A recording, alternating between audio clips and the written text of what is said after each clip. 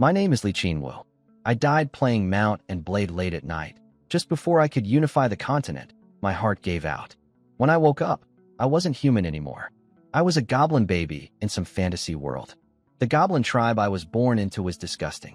A few hundred ugly little creatures, all about half the height of a normal person, living in a place that looked like a garbage dump. The chief was the biggest one, almost human-sized but incredibly fat. He always ate first.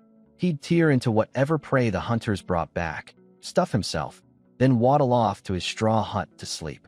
Only after he passed out could the rest of the tribe fight over the leftovers.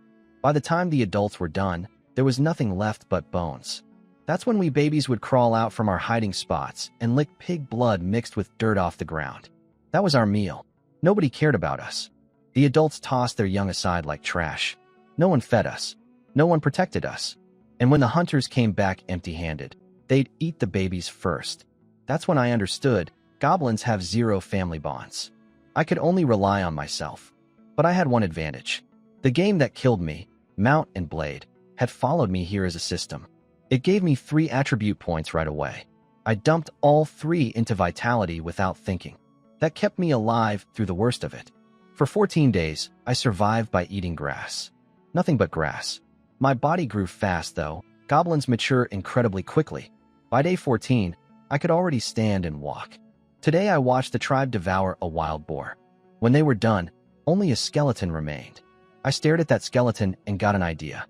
I grabbed a rock, smashed out 4 boar tusks, and then noticed the leg bones. Marrow. There was marrow inside. I dragged a whole leg bone into the forest, away from the tribe. I couldn't let the adults see me make fire. They'd either attack me or figure out that bones had food inside, and then I'd never get any. I ran until I found a small valley where the wind blew away from the camp. I was so hungry I almost blacked out. I had to stop and chew grass several times just to keep going. But I made it. I gathered dry branches and leaves, built a fire pit, and made a bow drill from a stick, a board, some bark fiber, and a stolen piece of rope. When I finished the fire starting kit, the system pinged in my head. Smithing proficiency 1. Even a little thing like that counted. I checked the skill tree and saw something exciting. At higher levels, I could unlock mithril smelting and weapon enchanting. The system had adapted to this world. And if smithing worked, maybe recruiting soldiers would work too. That was the real game changer. That was how I could build something in this world. I lit the fire and roasted the leg bone until it crackled and smoked. The smell of burning protein almost drove me insane. After 2 weeks of nothing but grass, my whole body screamed for real food. While waiting, I ground down the 4 tusks with a rock, split the end of a wooden stick, jammed a tusk in, and tied it tight with rope. A crude spear. The system chimed again. You forged a shabby spear. Smithing proficiency 1. It looked like it could snap at any moment, but it was better than nothing. Finally, the bone was ready. I lifted it high and smashed it against a rock. It cracked open right in the middle, and marrow spilled out. I lunged at it and sucked the marrow straight from the bone. Fat and nutrients flooded into my stomach. I nearly rolled my eyes back from the pleasure. I'm a meat eater, I shouted. 2 weeks of grass. All that suffering, healed in one glorious moment of animal fat. I cleaned out the first half and reached for the second piece. Then I heard it, a twig snapping. I looked up. 8 half-grown goblins were creeping toward me. Their green eyes glowed with hunger, locked on the bone in my hand. Give us what you've got, grass eater. It smells amazing. The biggest one stepped forward, almost a full-grown goblin, about 0.8 meters tall, the strongest of the bunch. They called me Grass Eater because they'd seen me chewing grass every day. That's how goblins name each other. Some got called Dirt Eater or Dung Eater, real creative bunch. 8 against 1. I had my crappy spear, but that wasn't much of an advantage. Running wasn't an option either. They'd catch me. But giving up my bone, going back to eating grass, no way. So I chose violence. Sure, brothers. Let's share. I tossed the leg bone right in front of them with a big smile. The second it hit the ground and a bit of roasted marrow spilled out, they lost their minds. All 8 of them dove for it like animals, shoving and clawing at each other. That was my opening. I grabbed a rock in my left hand, spear in my right, and charged. I hurled the rock at the back of one goblin's skull. He dropped with a scream. Before the others could react, I drove my spear into another one's stomach. He collapsed, howling. I pulled the spear out and stabbed a third. Then I kicked a slow one to the ground, stepped on his back, and ran him through 2. For down in seconds. I stumbled backward to create distance. My head was spinning. If I hadn't eaten that half bone of marrow earlier, I would have collapsed right there. The remaining 4 stared at me with fear in their eyes. I'd just dropped half their group. Goblin instinct told them to respect strength. But hunger beat instinct. They started creeping toward the bone again, picking up sticks and rocks this time. Armed. I was thinking about backing off when 3 system notifications chimed in my head. You killed a goblin infant. Experience 1. You killed a goblin infant. Experience 1. You killed a goblin infant. Experience 1. 3 of the 4 I'd taken down had bled out. I pulled up my character panel. My experience had jumped from 0/7 to March 7th. I needed 7 to level up. For goblins were still standing right in front of me. That was exactly 4 more experience points. More than enough. I looked over my stats. My Grass Eater title gave me a stomach that could digest grass, but it also docked my charisma by 10 points with other goblins. My polearm proficiency had gone up to 2 from stabbing those 3. My scouting proficiency was at 11 from weeks of watching everything around me.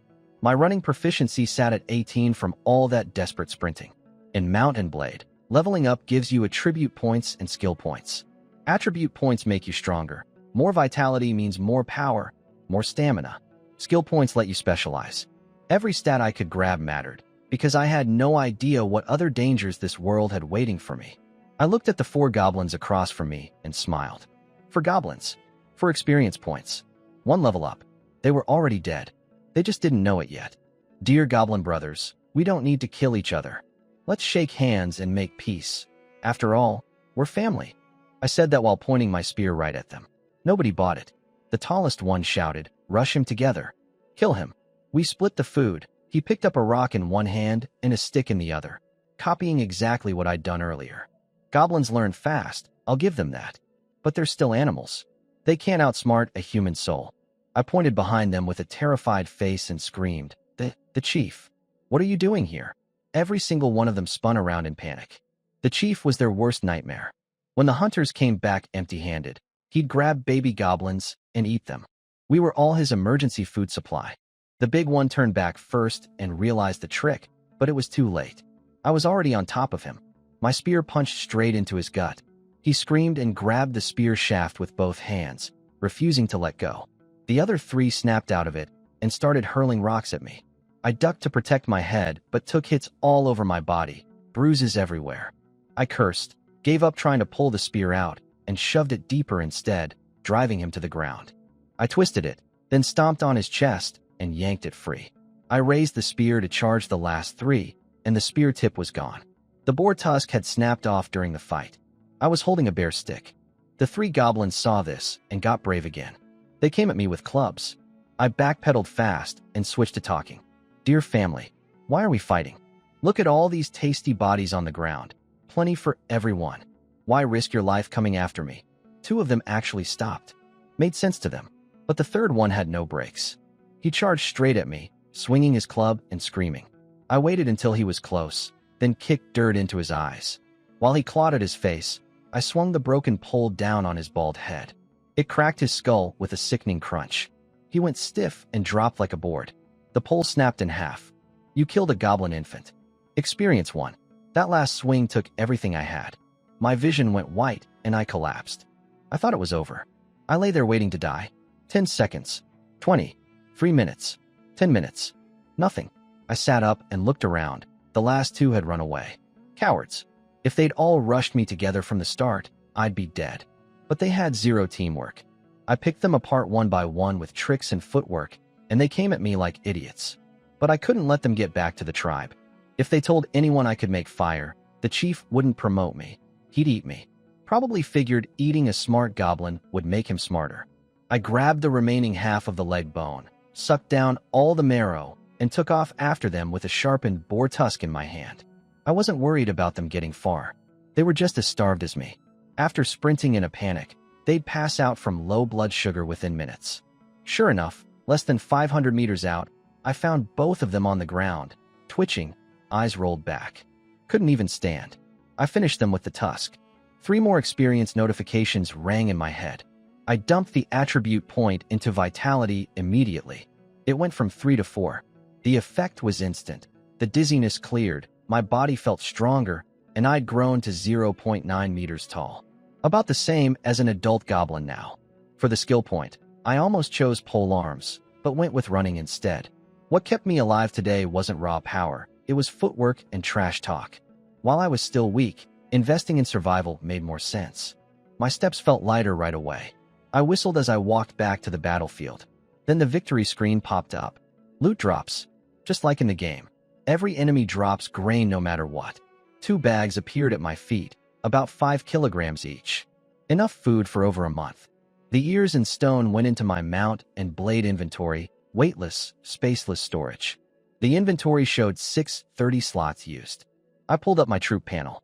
It read 1/20th. My level 1 clan could field up to 20 soldiers. And I had 1 prisoner. Recruiting from prisoners was one way to build an army. The other was visiting a village and paying dinars. The only village nearby was the Goblin tribe. I walked over to the unconscious goblin, the one I'd knocked out with a rock at the very start. I tied him up instead of killing him. I slapped him awake. He blinked up at me, completely confused. I crouched down, cupped his bumpy chin, and looked deep into his yellowed eyes. My dear friend, join my army. Let's make goblins great again. This idiot wouldn't stop screaming. I couldn't get a single sentence out. I yelled at him to shut up, which worked for about half a second before he screamed even louder. I lost my temper and slapped him across the face 8 times until he fell over dizzy. I grabbed his throat and stared into his eyes. From today, I'm your boss. You do what I say, or I slap you to death. Understand? He nodded like crazy, eyes full of fear. I checked my mount and blade prisoner panel. His icon still wasn't showing a recruit option. That made no sense. He was a level 0 nobody, the weakest possible unit. Prisoners this week should be recruitable instantly, and he'd already surrendered verbally. Maybe I wasn't applying enough pressure. I punched him in the face, stomped on his chest, kicked him in the stomach until he threw up acid. He was crying and calling me boss, swearing total loyalty. I checked the panel again. Still no recruit option. Then I looked at his eyes more carefully and caught it, a tiny glint of cunning. This little bastard was faking it. That did it. I tied a rope around his neck, threw the other end over a tree branch, and hauled him up until his feet left the ground. You want to play games with me? How about I fly you like a kite? He kicked and thrashed, eyes bulging, face turning colors. I held him up there for over 30 seconds until his eyes started rolling back, then dropped him and gave him CPR to bring him back. Submit or not? Want another round? He scrambled backward on the ground, pushing himself away with his legs, nothing but pure terror in his eyes. Not a trace of cunning left. I'm your boss now. Obey me, or it's beatings every day. He didn't understand half my words, but he understood pain. He nodded so fast I thought his head would fall off. I opened the prisoner panel one more time. The recruit button had appeared. He'd truly submitted, from the bottom of his heart. I hit recruit. Cost me 5 dinars, leaving me with 18. Then a new line popped up. Troop maintenance, 1 dinar per day. That worried me. In mount and blade, if you can't pay your soldiers, their morale drops. When morale hits the 20s, they start deserting. My troop morale sat at 60, not great.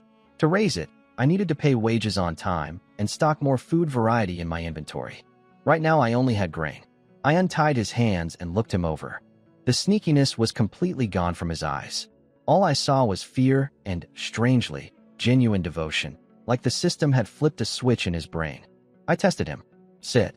He Saturday roll. He rolled on the ground. Slap yourself twice. He hesitated, then smacked himself on both cheeks. Build me a nuclear fusion reactor. He stared at me blankly. So he'd follow any order he could understand and physically do. Anything beyond his comprehension just got a confused look. This wasn't recruiting. This was creating loyal soldiers who'd die for me without question. My troop panel showed 1/20th. At clan level 1, I could have up to 20 soldiers. If I filled every slot, that was 19 fighters following my every command. Even if they were just goblins with the strength of human children, I could accomplish things with numbers like that.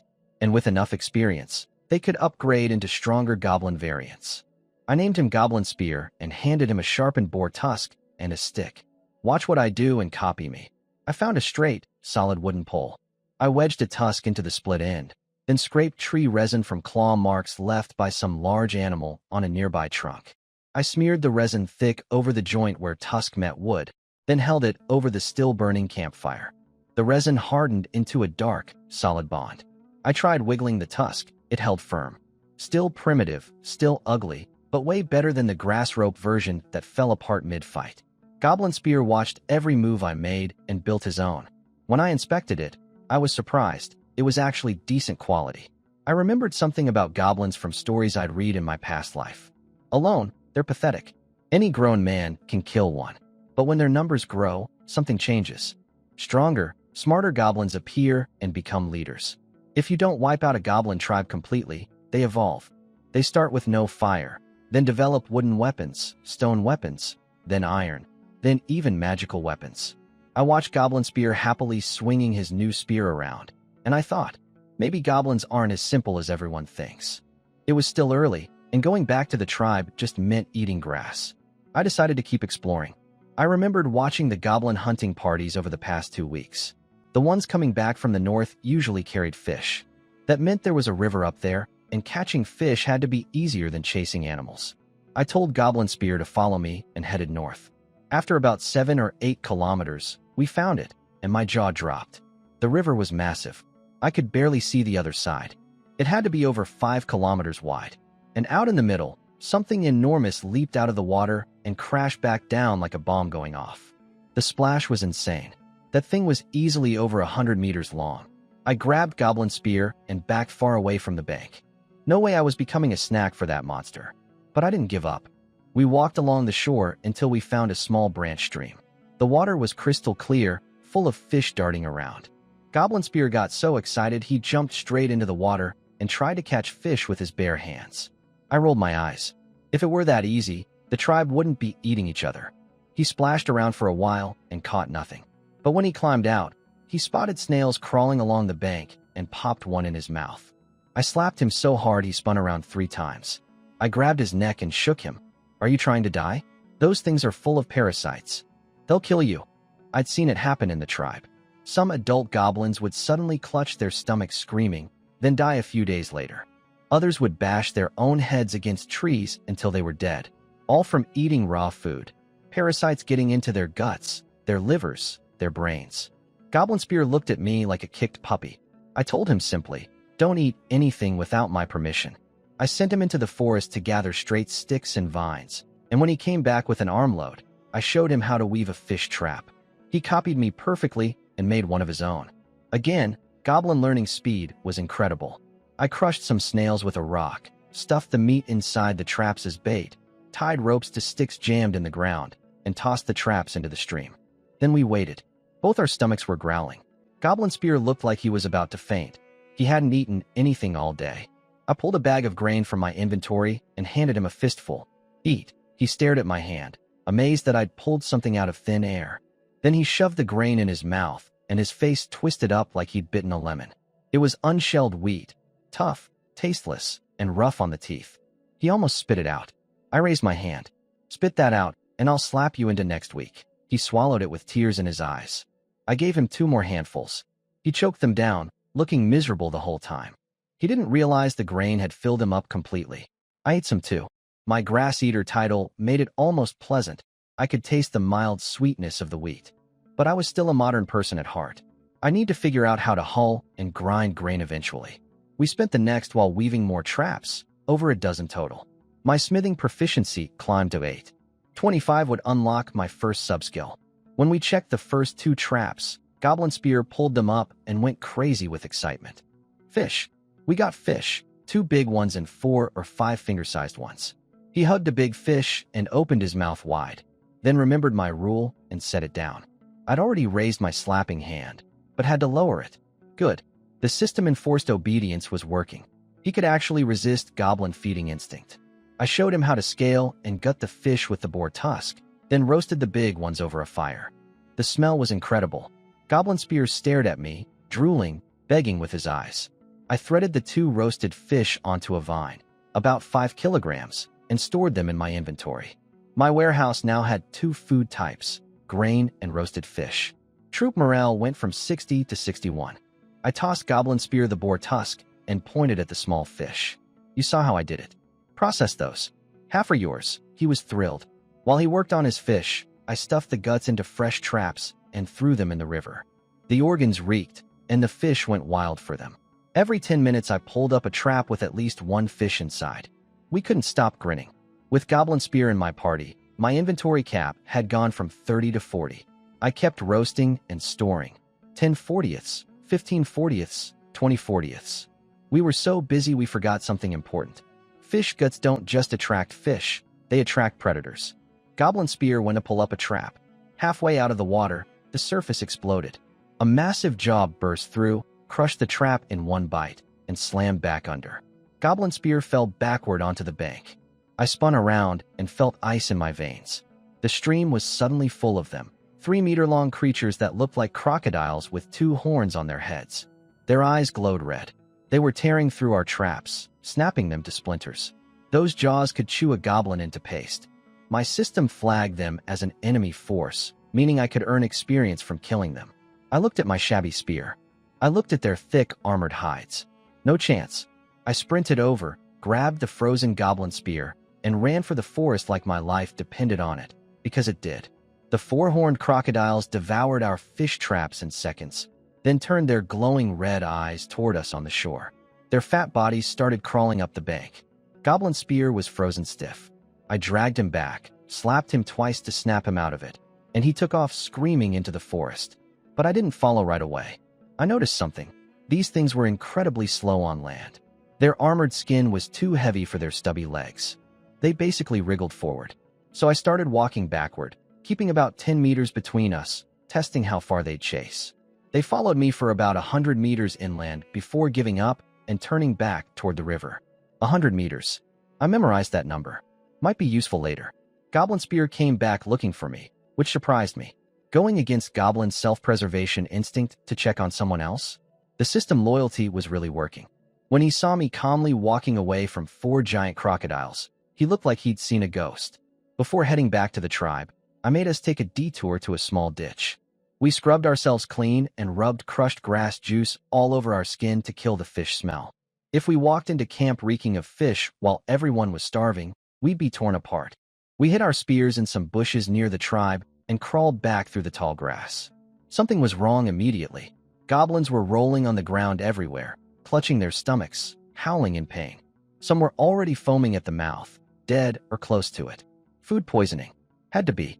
I found a baby goblin sitting in the grass watching the chaos like entertainment. I poked him from behind. "Hey buddy, what happened?" "Everyone eat bad mushrooms." He snarled at me like a wild animal. I gave him 3 quick slaps and his attitude improved dramatically. "The hunting party found some red fruit," he explained. "Brought it back. Everyone who ate it ended up like this." I looked at all the goblins writhing on the ground. That fruit had to be seriously toxic. Could be useful. I needed to find out where they'd picked it. But first, I looked at this baby goblin and smiled. "Kid, I can tell you've got potential. Join my crew. I'll be your boss, and I'll keep you fed." Ding. "Spend 5 dinars to recruit Goblin Infant ×1. He agreed instantly. I named him Fodder. "Remember your name. Disobey, and I'll slap you silly. Now follow me." The 3 of us, me, Goblin Spear, and Fodder, found an adult goblin who was still howling with some energy left. He'd probably eaten less of the poison fruit than the others. We grabbed him by the shoulders and legs and dragged him into the tall grass. Other goblins watched us, but didn't care. They assumed 3 starving babies were trying to eat a poisoned adult. Some goblins had already tried that and gotten poisoned themselves. Nobody bothered to warn us. They just wanted to watch us suffer too. I leaned over the adult goblin. "Tell me where you found those red fruits." "AGH. It hurts. It hurts so bad." He was useless, couldn't hear anything over his own screaming. Normally I'd slap some sense into him, but the guy was practically dying. Felt wrong to beat a sick person. So I tried a different approach. "Make me your boss and I'll fix your stomach." Ding. "Spend 10 dinars to recruit Goblin ×1. He agreed in a heartbeat. Anything to stop the pain. I paid the 10 dinars, and we hauled him to a small waterfall behind the camp where goblins usually drank. "Open your mouth and drink until you can't drink anymore." He did it. His belly swelled up like a basketball. Then I grabbed a soft plant root from the stream bank, pried his mouth open, and shoved it down his throat. He vomited everything. I made him drink again. Vomit again. Drink. Vomit. 3 full rounds. By the end, he was limp as a noodle and passed out cold. Goblin Spear poked me. Boss, I think you killed him. I smacked him. He whimpered and rubbed his cheek. The goblin wasn't dead, just wrecked from the combination of poison and my rough stomach pumping. Normally, someone in his condition wouldn't survive. The toxin had been eating at his insides for too long. But I had the mount and blade system. On my soldier management screen, he showed up as severely wounded. In the game, wounded soldiers only had two states, wounded or healthy. As long as the army rested at a village, fort, or town, wounded soldiers recovered automatically. In other words, a good night's sleep and he'd be fine. Next morning at dawn, I checked on the poison goblin. His soldier panel showed healthy, fully recovered overnight. In real life, he was bouncing around like nothing happened. Meanwhile, the 30-something goblins from his hunting party who'd eaten the same red fruit were all dead. Every single one. I named him Goblin Big. Take me to where you picked those fruits. The four of us snuck out of the tribe at first light. I grabbed our hidden spears from the bushes, then let Goblin Big lead us west. Along the way, I pulled roasted fish from my inventory. Fodder and Goblin Big stared wide-eyed at food appearing from thin air, then forgot all about it once they started eating. New rule: nobody eats anything without my permission. Break it, and I'll slap you until your ancestors feel it. I couldn't afford to lose soldiers. I had 0 dinars left. If I didn't earn money from killing monsters today, I couldn't pay troop wages, morale would tank, and all 3 would desert me. Worse, without the system binding them, they might reveal my secrets. I couldn't let that happen. We reached the spot quickly. A small bush covered in bright red berries, smooth, shiny, almost unnaturally red, like strawberries dipped in blood. Not a single animal had nibbled on them. That told me everything about the toxicity. I picked a whole box of them using large leaves as a container. Then I led everyone north, back to the river where we'd encountered the horned crocodiles. Goblin Spear, remember how to make fish traps? Take Fodder and Goblin Big, make some traps, and go catch fish. He went white. Be boss. The crocodiles. I raised my slapping hand. He snapped to attention. Boss. Mission accepted. While they worked on that, I built a fire and crafted 2 more spears with my last 2 boar tusks. By the time I finished, Goblin Spear came sprinting back with a fresh fish. I gutted the fish, stuffed the belly with red berries, and crushed them inside until the juice soaked through. Then I mashed more berries into paste and smeared it all over the outside. I coated all 4 spear tips with poison paste too. I handed everyone a spear and picked up the toxic fish on a vine. Full stomachs? Good. Follow me. Goblin Spear figured out what I was planning. His face went chalk white. But the other 2 were already walking, so he had no choice. Down at the riverbank, several horned crocodiles were sunbathing lazily. I picked one that was separated from the group and crept within 20 meters. It noticed me, red eyes locked on. I threw a rock at its armored back. It exploded forward with its jaws wide open, hissing. WAH! Goblin Spear screamed and tried to bolt. Hold position. Form up. My command froze him in place. Battle mode was active. I could control my soldiers with orders. All 3 were terrified, crying, snot running down their faces, but their bodies stayed put, spears raised. They looked ridiculous. The crocodile's burst of speed lasted less than 10 meters before it slowed to a crawl, just like yesterday. I kept the squad 10 meters ahead of it, backing up slowly. I could have done this alone, but I wanted to test the system's control over my troops and toughen them up. After pulling the crocodile about 100 meters from the water, I threw the poisoned fish right in front of it. The crocodile was losing patience with chasing us. It was about to turn back when it spotted the fish. It looked down, recognized food, and swallowed it whole in one bite. Then it stared at me with those red eyes like it was asking for more. I stared back, waiting. Nothing happened. 1 minute passed. The red berries had hit Goblin's stomachs almost instantly, but this armored beast showed 0 reaction. I was about to call it off. Maybe the poison didn't work on reptile-type monsters.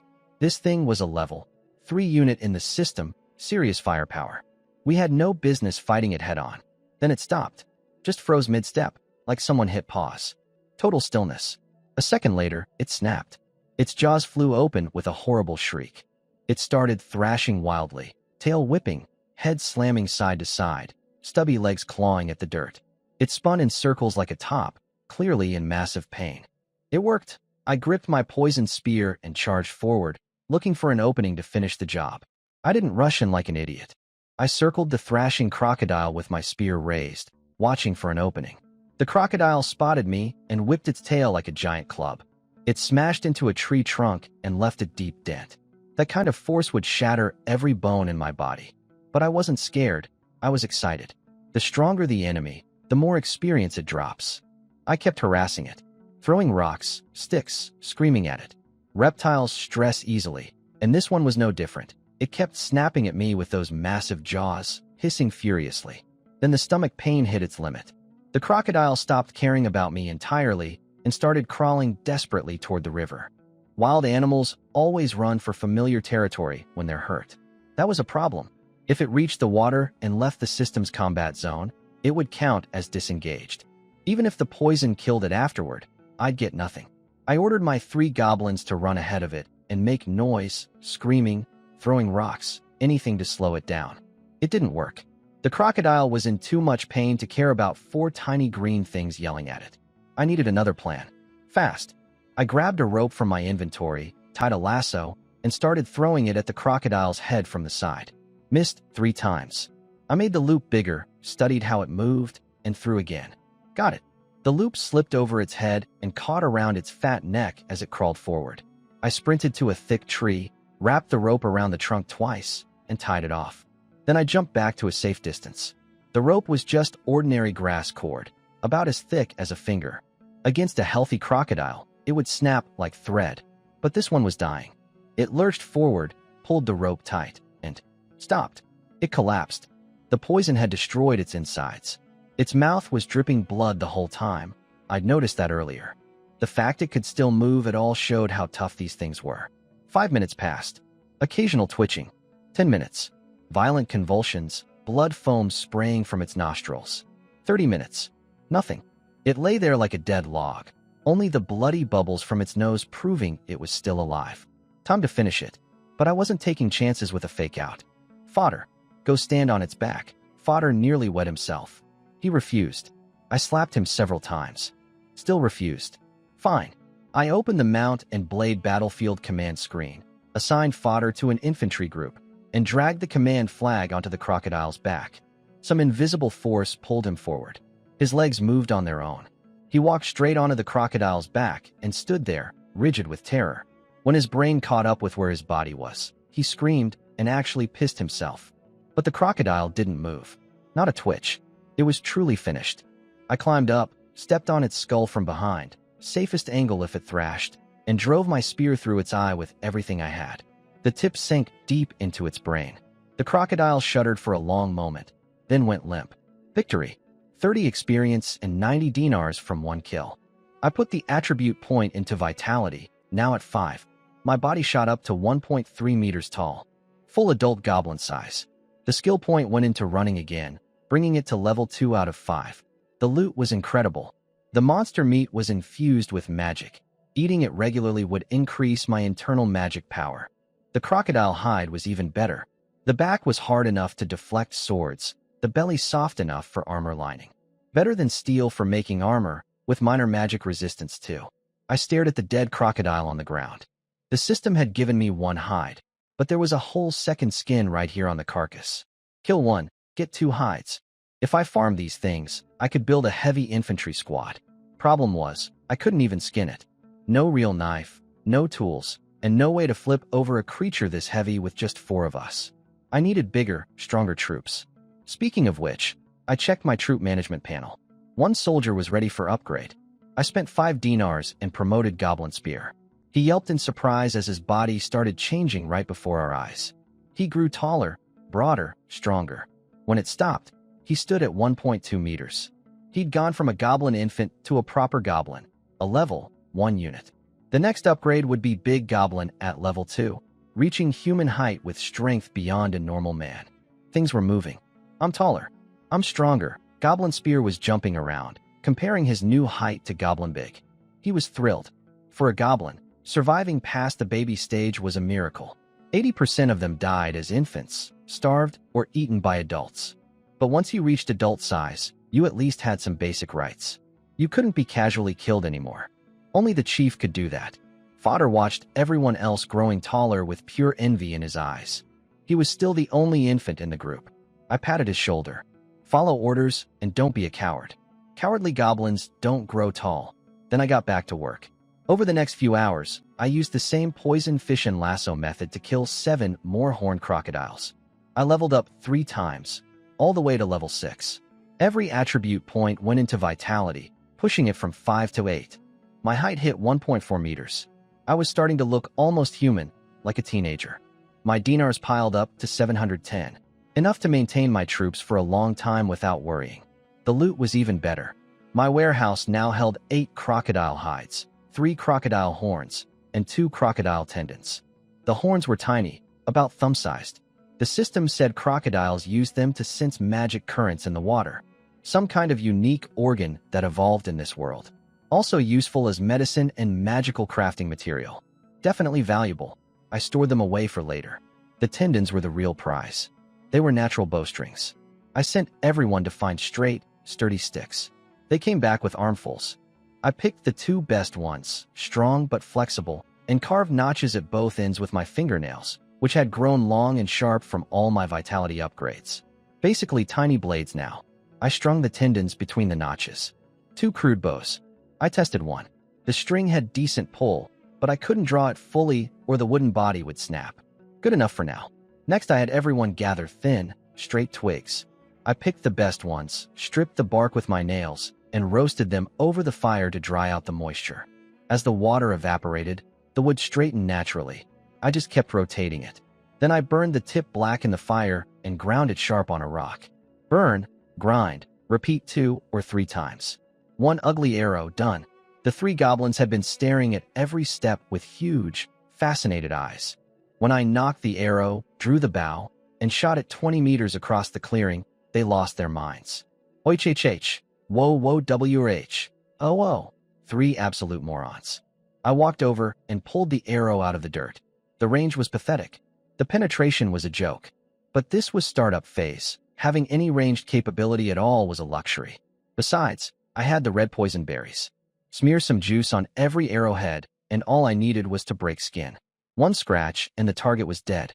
Copy what I just did. 20 arrows each. Move. There's meat for whoever finishes. They scattered instantly, grabbing materials, crouching around the fire, stripping bark and charring tips. The promise of meat made them work like machines. While they crafted, I wove 2 simple quivers from vines. Then I pulled 5 kilograms of monster meat from my inventory and sliced it into strips with my nail claws. No knife, just fingernails. Living without proper tools was driving me crazy. I needed blades. Real ones. Without them I couldn't do anything efficiently. I skewered the meat strips on sticks and set them by the fire. The moment the monster meat started cooking, an incredible smell filled the air, way richer than regular meat, even without any seasoning. Must have been the magic energy inside it. The 3 goblins were drooling but kept working. They knew I wouldn't let them eat until they finished. I was proud of them today. I planned to let them eat their fill once the arrows were done. But then, a sharp crack from the bushes nearby. A branch breaking. My long ears shot straight up. Everyone up. Weapons. The 3 grabbed their spears and lined up beside me. I knocked a poison-tipped arrow and aimed at the bushes. The air went tense. The leaves rustled. Something was pushing through. A green head popped out of the brush. A goblin. We all relaxed when we saw it was just a goblin from our tribe. But then he spotted the meat roasting by the fire, and his eyes went wild. He lunged straight for it without a word.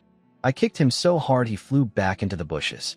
At 1.4 meters tall, I was way stronger than a regular goblin now. He crumpled on the ground, couldn't even stand. Then more rustling. 20-something more goblins pushed through the brush, a whole hunting party. The area was suddenly packed with green bodies, all staring at my roasting meat with hungry eyes. I stepped back and lined up with my 3 soldiers, gripping my weapons. Their leader walked to the front. He had a massive scar across his face, earned from surviving a wolf attack, which was apparently impressive enough to make him the hunting party boss. Everyone called him Scarface. He stared at the meat, licked his lips, then looked at me suspiciously. I was taller than any goblin besides the chief, and that confused him. But hunger won over caution. "Give me the meat," he snarled, "or I'll have you beaten to death." Classic goblin diplomacy. I smiled. "Sure, you can have some. But how about you all join my crew instead?" Scarface's face twisted with rage. "You think being tall makes you special? I've got more fighters than you. Do you though? I looked past him at the other goblins and raised my voice. Brothers, how about joining me? I'm bigger and stronger than Scarface. I can catch bigger prey. Serve under me and you eat every day. Anyone who agrees right now, go grab some meat. Ding. Spend 210 dinars to recruit 21 goblins? You can recruit 16. 21 out of 22 had agreed. The only holdout was Scarface himself. He didn't want to give up his little scrap of power. My roster only had room for 16 more, so I confirmed and paid. Troop count, 20/20ths. Maxed out. Scarface hadn't noticed what just happened. He screamed at his goblins to attack me. 4 of them charged, the ones I hadn't recruited. They ran forward without looking back, assuming the whole group was behind them. My soldiers met them with spears and dropped all 4 instantly. Scarface roared again. Attack! All of you! His former troops looked at each other, then calmly walked over to my side and stood with me. Scarface's jaw dropped. His entire army had switched sides in seconds. I pointed at him. Get him! 19 goblins swarmed him. He went down screaming under a pile of fists and feet. They kicked him around like a ball until I called them off. I walked over and stepped on his swollen, bloody face. Raised my spear. He spat out broken teeth. You can't kill me. I'm the chief's hunting squad leader. I didn't care. You're growing too tall, he wheezed, eyes full of hatred. You're becoming a big goblin. The chief won't allow it. He'll kill you. You'll die too. That made me pause, but only to think, not to hesitate. I drove my spear down, pulled it out, drove it down again. He stopped moving. Experience gained. I wiped the blood off my spear and thought about his last words. So the chief killed any goblin that grew too tall. That explained a lot. The tribe had over 300 adult goblins, but only one big goblin, the chief himself. The odds were unnaturally low. He was culling every potential rival before they could challenge him. It made sense in a twisted goblin way. Every goblin was born with rebellion in their bones. If one grew into a big goblin, the first thing they'd do is try to kill the chief and take over. So the fat bastard squashed them early. But that meant the tribe could never develop. No strong warriors, no growth, no progress. The chief didn't care. In 2 weeks of watching him, all he did was eat and sleep.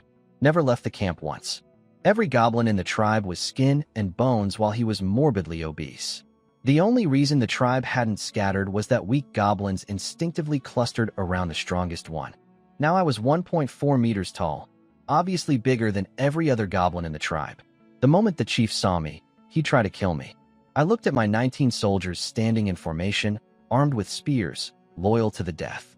I smiled. I've got 19 soldiers who'd die for me.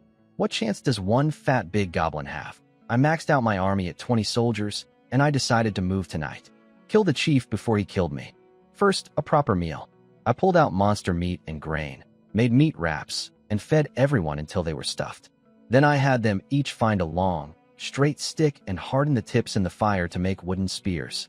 I gave a bow to a goblin with broad shoulders and long arms, named him Goblin Bow, and taught him the basics.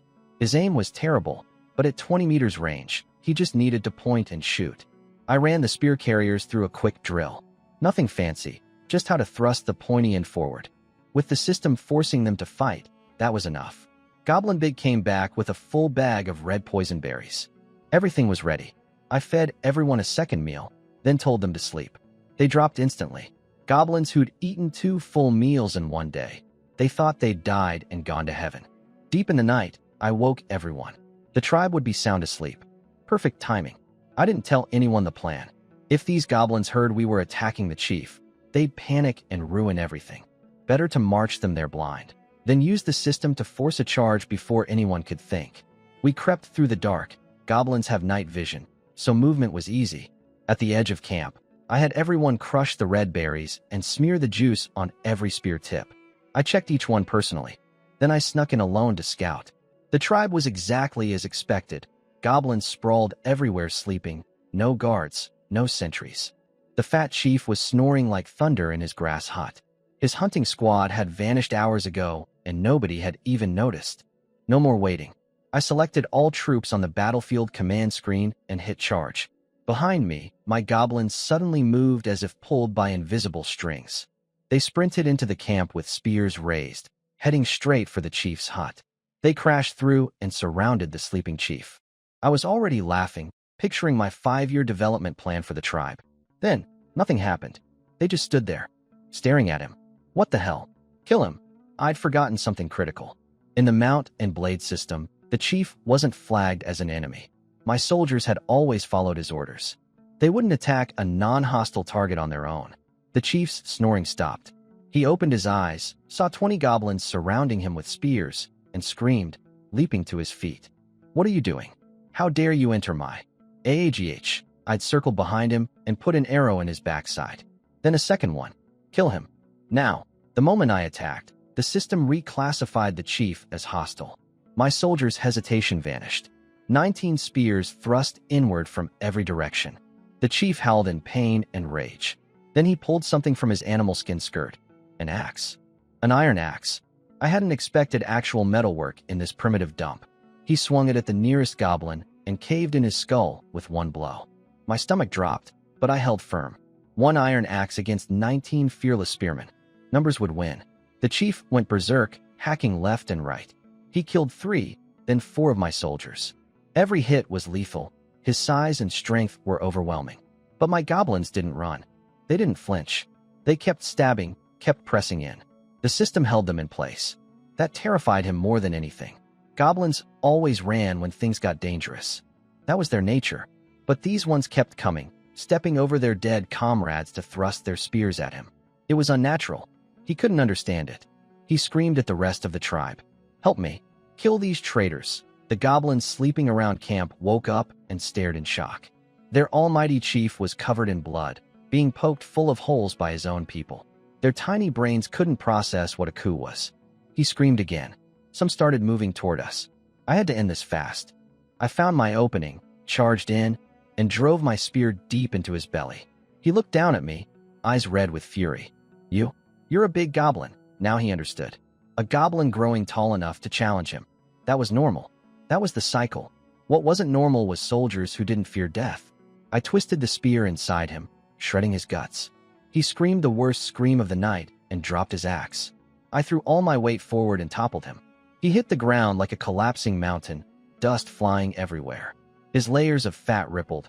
That blubber was the only reason he'd survived this long against 20 spears. My soldiers swarmed him. Spears rose and fell, punching dozens of holes into him. They weren't strong enough to deal killing blows, but the poison on every tip was doing its work. His face went pale. His movement slowed. He looked up at me, voice barely a whisper. Spare me. I looked back at the goblins who'd been creeping forward to rescue the chief. They'd all stopped dead. The moment he begged for mercy, he stopped being the strong leader they feared. Now they just stood there staring at each other, confused. I told my soldiers to stop stabbing. I had him tied up with rope, then picked up his iron axe and examined it. Just a regular axe, rusty from neglect, blade completely dull. But it was iron, and that mattered. I pressed the axe against his fat neck. Where'd you get this? His eyes darted around. Promise you won't kill me, and I'll tell you. I grabbed the spear still stuck in his gut and twisted. He squealed like a pig. I'll talk. Stole it from a human village. West of here, for days along the river, that stopped me cold. Humans. In this forest. I squeezed every detail out of him. The village was small. He held up 3 fingers and said it would take 3 of their villages to equal our tribe's size. So roughly 100 people. He'd attacked them once and got beaten badly. The axe was all he managed to steal. I asked whether 4 days west meant the edge of the forest. This was critical. If we were that close to human civilization, I needed to move the tribe deeper into the woods immediately. Every fantasy story I'd read in my past life told me the same thing.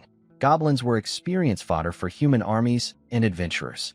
And since goblins in this world had no females and kidnapped other species' women to reproduce, humans would slaughter us on sight. No negotiation. No mercy. He said the forest border was much farther than 4 days. The forest was enormous. Good. Distance from humans meant safety. But I was also already thinking about raiding that village for iron tools. These weren't people from my old world. I was a goblin now, and I'd think like one. Survival first, morality later. I asked why humans would build a village inside a monster-filled forest. He didn't know. I wondered if they were exiles or criminals, banished from mainstream human society. Then I got him to tell me everything about the surrounding area. There were other goblin tribes scattered through the forest, all primitive and small. Ours was one of the larger ones. To the east lived kobolds, dog-headed humanoids covered in fur, about 1.4 to 1.6 meters tall. Stronger than goblins, but fewer in number. The chief had fought them several times. Neither side could wipe out the other, so they'd established a border at a large tree. West of the tree was goblin hunting ground. East was kobold territory. To the south was a mountain riddled with caves, home to cave spiders. Dangerous monsters that spat silk and sprayed venom. Every goblin sent there had never returned. That was the full picture of our neighborhood. The chief told me his own story too. He'd been a regular goblin in another tribe until a forest bear destroyed it. He escaped, wandered alone, grew into a big goblin, and eventually found this tribe. Weaker goblins gathered around him over time. The tribe grew, and he got comfortable. Stopped exploring. Stopped doing anything. Just ate and slept for who knows how long. I'd heard enough. I put the axe to his neck. Nothing left to say? Time to go. He shook violently. No, I told you everything. You can't kill me. I checked the prisoner panel.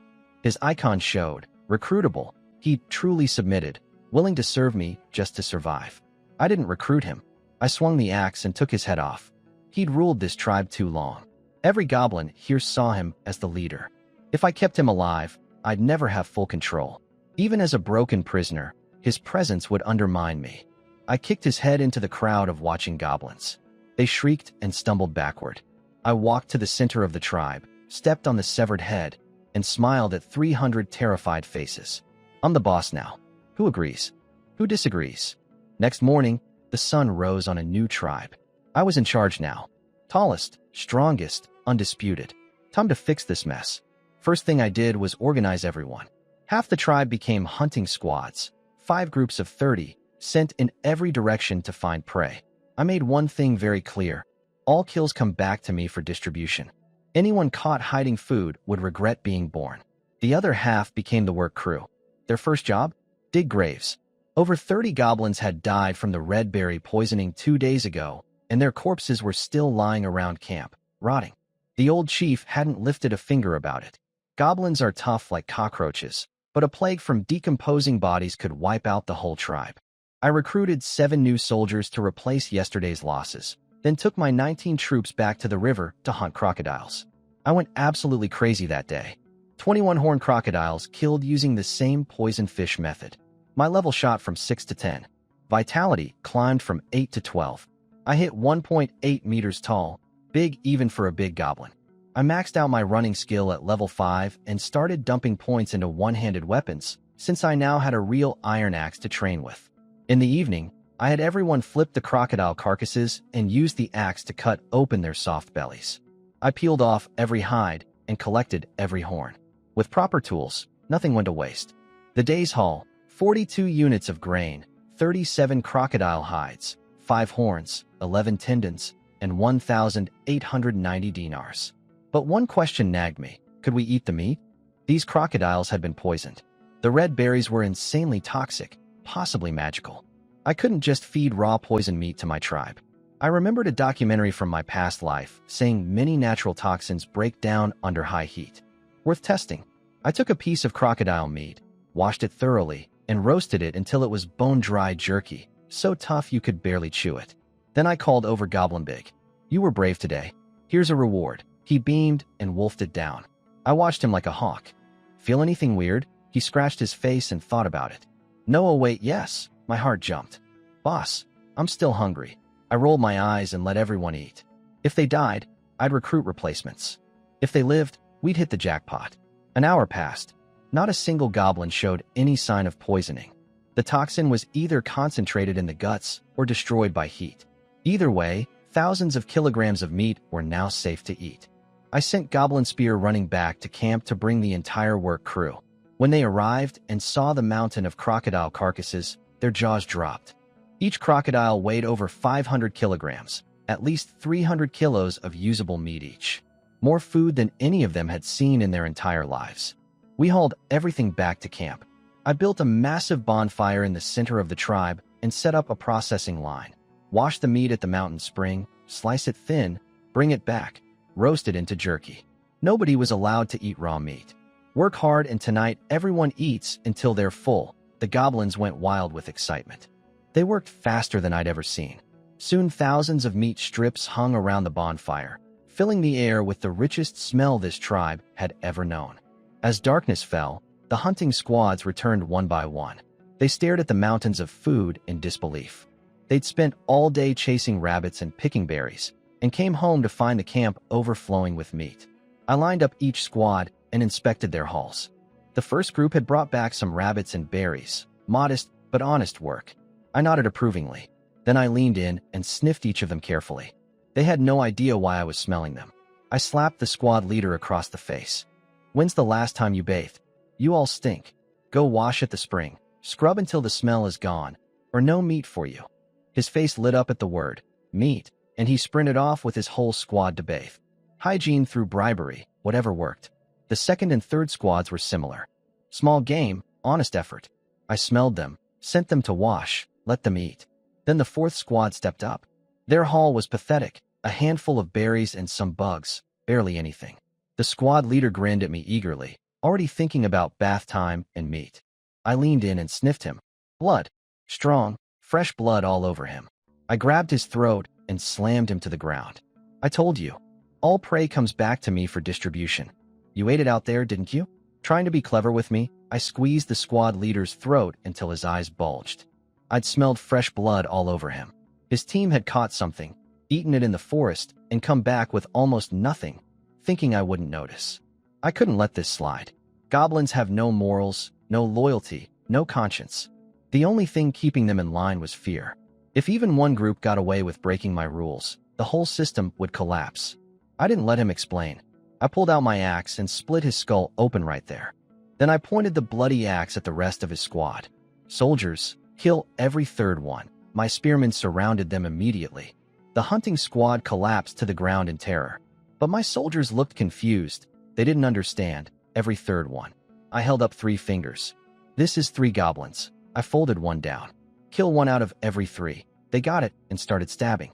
Screams filled the camp. The problem was, these idiots couldn't count. By the time I noticed, they'd killed way more than a third. The squad was down to less than 10. I stopped them fast, but the damage was done. Couldn't take it back without looking weak, so I rolled with it. I pointed at the bodies and roared at the whole tribe. "This is what happens when you disobey. Follow orders, and you eat meat every day. Break my rules, and you die." The last hunting squad was led by a goblin with only 1 ear. When he saw me walking toward him, he dropped to his knees immediately. "Did you eat any of the prey?" He shook his head frantically. "And no, good. Follow the rules, and you've got nothing to worry about." His squad's haul was decent. Rabbits, wild chickens, bird eggs, berries, and some odd-looking fruits. No blood smell on anyone. I was satisfied. Then I spotted something that made my heart stop. A potato. I snatched it up. Looked like a potato. I scratched the skin with my nail and sniffed it. Smelled like a potato. I bit into it and chewed. Tasted like a potato. "Where did you find this?" I grabbed one ear and shook him like a rag doll. "Near the cave spider territory. There's tons of them. The whole mountainside is covered." I could barely breathe. Potatoes. Massive starch content. Grows almost anywhere. Insane crop yields. This single discovery could change everything for the tribe. I promoted one ear to permanent squad captain with double food rations and sent his team to wash and eat all the jerky they wanted. Then I used the moment to announce a reward system in front of everyone. I held up pieces of meat jerky and laid them out in piles. Work crew members get 1 piece per day. Hunters get 1.5. Danger pay. Squad leaders get 2. Combat soldiers get 3. And anyone who accomplished something special, like one ear finding the potatoes, gets 10 pieces at once. Goblins couldn't do math, so I just stacked the jerky into visible piles. Their eyes locked onto that tower of 10 strips. The message landed: do something useful, eat like a king. Over the next few days, the tribe transformed. I built animal pens for the wood rats, big, docile rodents that ate anything and bred constantly. The old chief had just tied them to random trees. I organized proper breeding, and from now on, only goblins who earn merit would be allowed to breed. I built a nursery, a wooden shelter with a crude heated platform inside. During my own infant days, I'd nearly died a dozen times. 80% of goblin babies didn't survive because nobody cared for them. That wasn't compassion driving me, it was math. Population meant power. Protecting the young meant more adult soldiers down the line. I built myself a wooden house. 40 square meters, proper walls, a real roof. While everyone else slept on bare ground, I had my own quarters. Maybe it looked like corruption, but I was the leader carrying the weight of an entire tribe's future. A man needs his rest. Things were improving, but one problem kept holding us back: no iron. Without metal tools, everything took forever. We were stuck in the Stone Age. One rusty axe wasn't going to build a civilization. I stood at the door of my cabin and looked west, toward the human village the old chief had told me about. For days along the river. Time to pay them a visit. I was going to raid that human village. No guilt, different world, different species, different rules. But my army was garbage, so I needed serious preparation first. Step 1. Recruitment. On top of my 19 system soldiers, I drafted 200 goblins into full-time military service. Every one of them got a wooden spear and started training. The drills were basic: spear thrusting for combat, running for mobility, and standing at attention for obedience. The first 2 were fine. Bribe them with food and goblins would stab and sprint all day. But standing still? Absolute disaster. Goblins are born with ADHD. 5 minutes into formation, they'd start fidgeting, whispering, and eventually just sitting down. I tried corrections. I tried beatings. Nothing worked. Their chaotic instincts fought against discipline like oil against water. So I went nuclear. I lined up my system spearmen in front of the goblin formation. Watch them. If anyone moves, speaks, or steps out of line, kill them. That did it. Facing spear tips held by soldiers who would absolutely follow through, every goblin stood frozen for 3 hours straight. Not a twitch, not a whisper. Fear was the only language they truly understood. I figured 1 month of this, and I'd have their obedience hardwired. Step 2. Level up my elite troops. I needed my 19 system soldiers upgraded to big goblins. Level 2 units, human-sized and stronger than grown men. Sending regular goblins against humans would be like sending children to fight adults. I spent 2 solid days farming crocodiles at the river. Finally, Goblin Spear had enough experience. I paid 80 dinars and upgraded him. His body transformed instantly, shooting up to 1.7 meters. He stared at his own hands in disbelief, feeling the raw power coursing through him.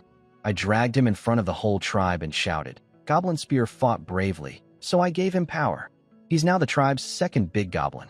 Want the same? Then fight hard. Ding. Successful speech. Charisma proficiency 1. The goblins went crazy with battle fever. Over the following days, the river crocodiles got slaughtered wholesale. One by one, my soldiers hit their experience thresholds, and I upgraded them all to big goblins. Step 3. Equipment.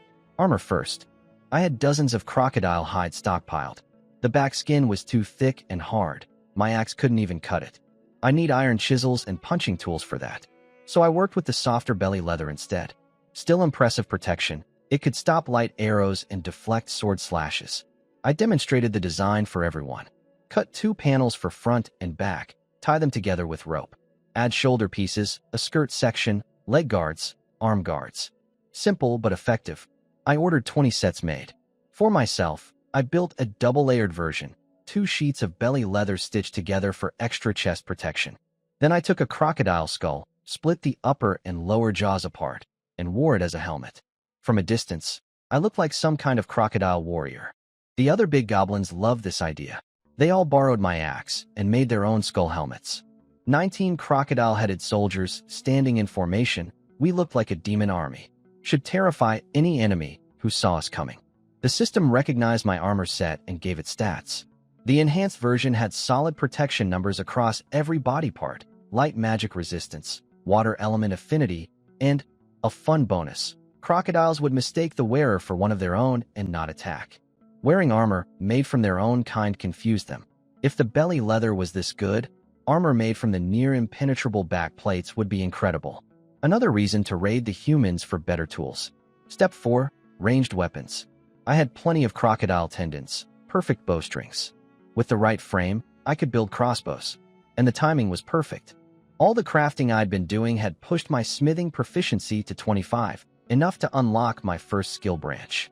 A choice between 2 specializations. Things were coming together. My smithing skill hit 25, enough to unlock my first specialization. 2 choices, pottery making or bow and crossbow crafting. Pottery was tempting. It's a cornerstone of civilization. But war was coming, and I needed weapons, not flower pots.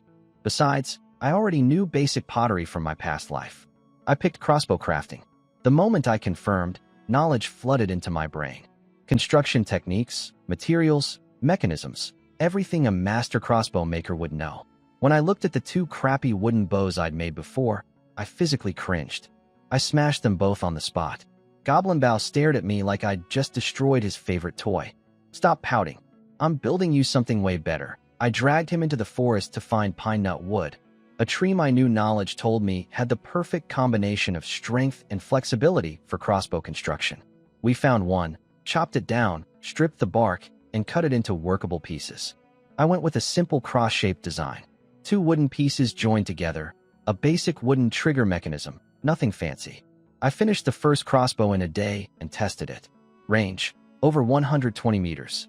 Even with wooden bolts, the shots punched a finger deep into tree trunks.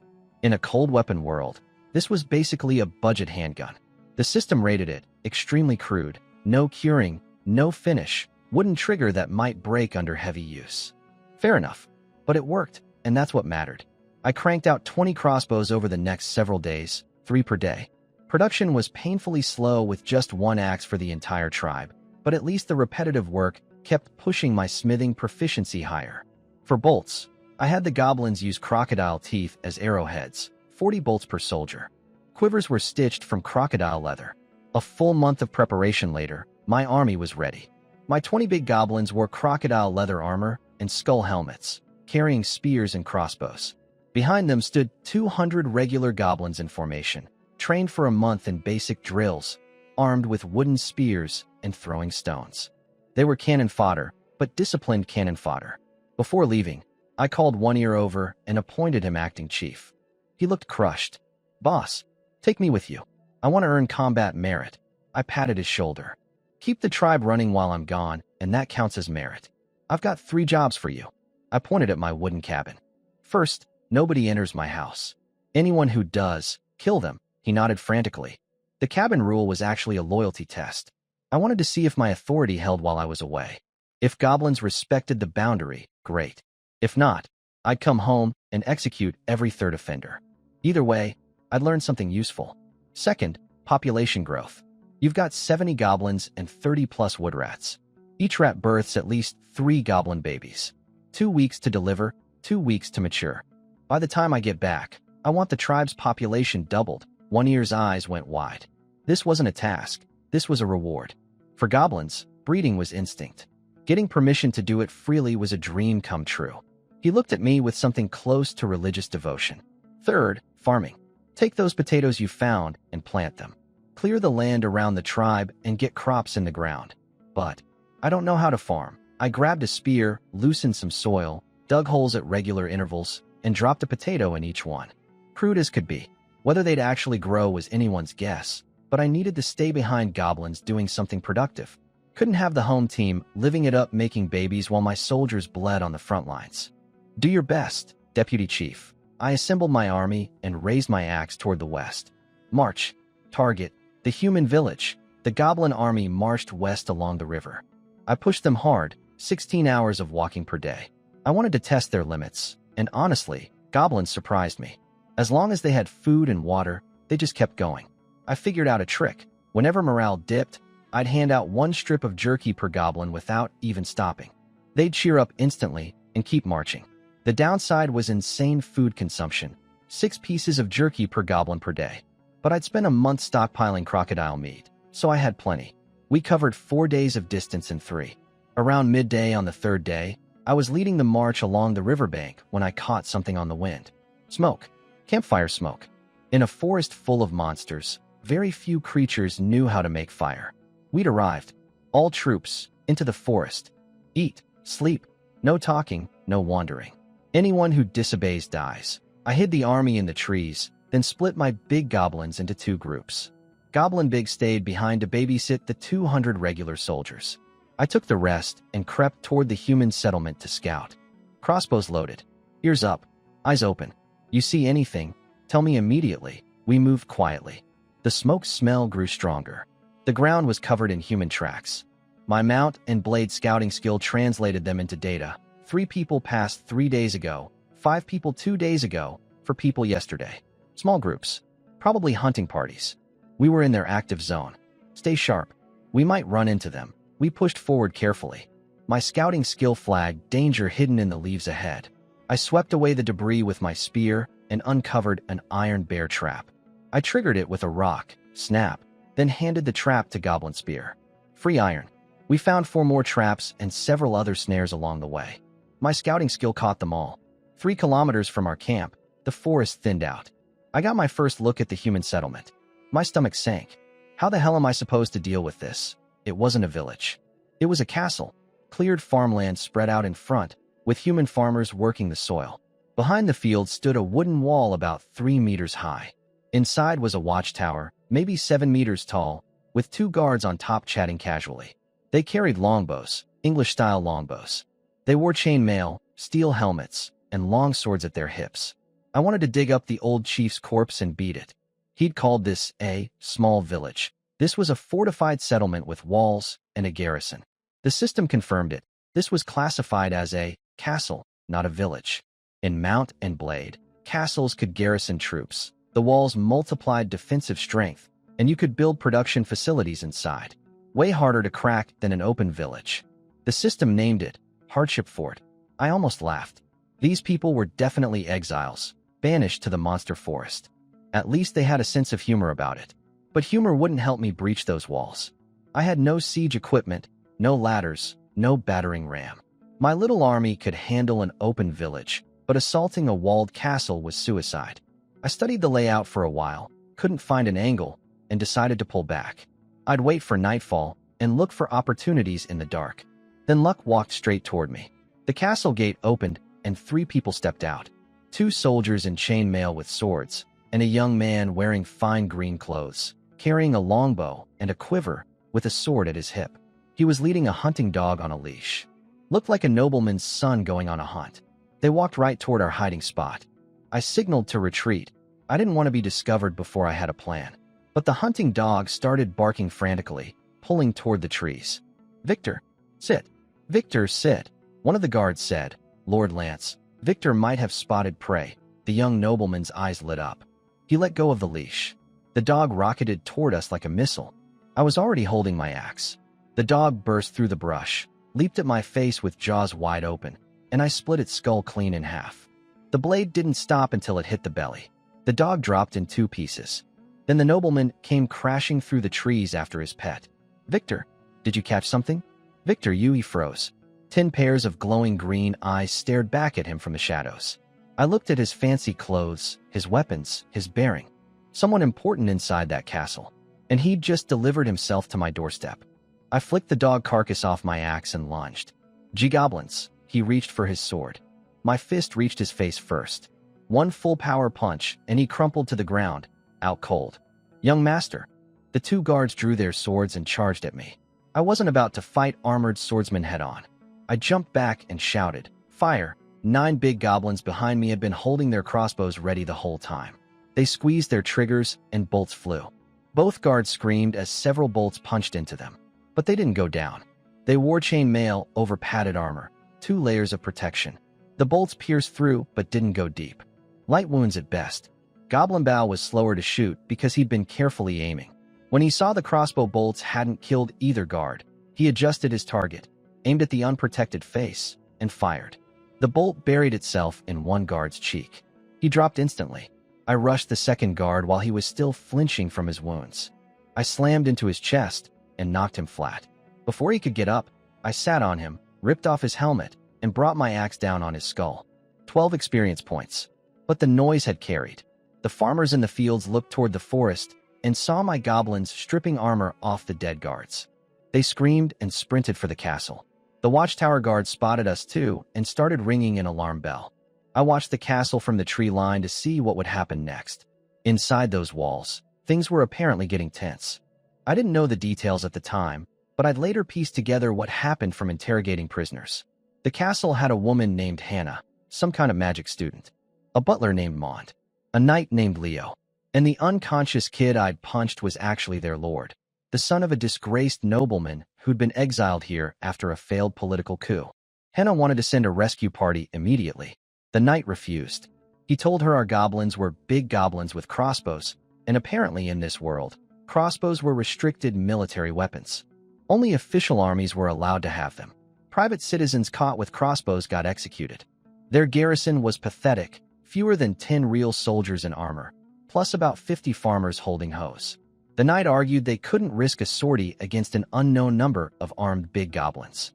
Then he reminded Hannah what goblins did to captured women. Goblins had no females of their own. They used other species to reproduce. If the rescue failed and she got captured, she went pale and stopped arguing. Nobody came out. The gate stayed shut. I waited in the forest for hours, watching. Nothing. Not a single soldier stepped outside those walls to rescue their young lord. I looked down at the unconscious nobleman. Some leader he was. His own people wouldn't even come save him. I didn't realize yet that he was actually the castle's highest-ranking person. They weren't refusing out of indifference. They were terrified and leaderless. Well, since they already knew we were here, no point hiding anymore. I turned to Goblin Spear. Go get everyone. All 200.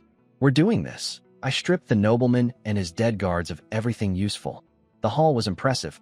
One fancy nobleman's longsword, elegant, sharp, better quality than standard military issue. 2 regular combat swords. A jeweled nobleman's dagger.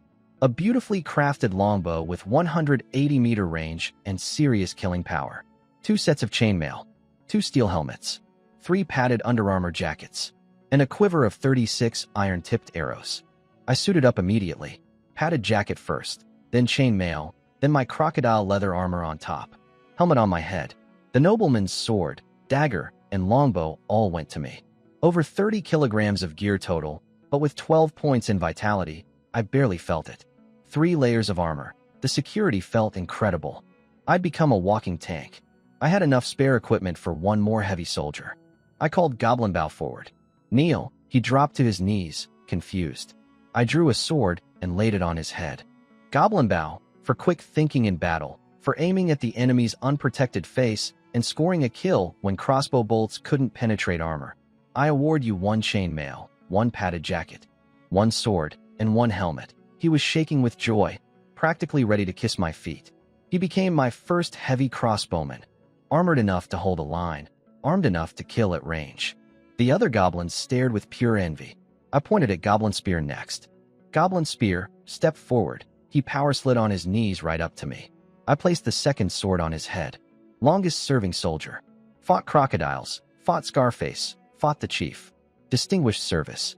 I award you 1 sword, 1 helmet, 1 padded jacket. He took the gear with stars in his eyes. Now, the castle. I'd tied the unconscious nobleman to a tall pole and raised him up like a flag in front of my army, hoping the defenders would charge out to rescue their lord. They didn't move, just stood on the walls watching. So this kid really was nobody important? They didn't even flinch seeing him strung up naked. I figured he was just some rich boy who'd bought fancy clothes. Fine. I'd test their defenses with a probing attack. Charge. My goblins howled and rushed the walls carrying crude wooden ladders. The defenders shot arrows down from the ramparts. My troops pressed forward despite the fire. Then something I hadn't expected happened. A woman on the wall started chanting. A glowing circle appeared in the air, and a ball of fire materialized above it. She hurled it down into my charging goblins. The fireball exploded on impact. The goblins it hit directly were torn apart, bones and flesh scattered. The ones nearby were knocked flat by the blast wave. The sound alone was terrifying, a deafening boom that echoed through the forest. My goblins had never experienced anything like this. They'd lived their whole lives in the woods. An explosion with fire and thunder was beyond anything their minds could process. She formed a second fireball and launched it into another cluster. More goblins blown apart. Another earth-shaking blast. That broke them. The entire attacking force panicked, screamed, dropped their ladders, and ran. Magic. They had a mage in there.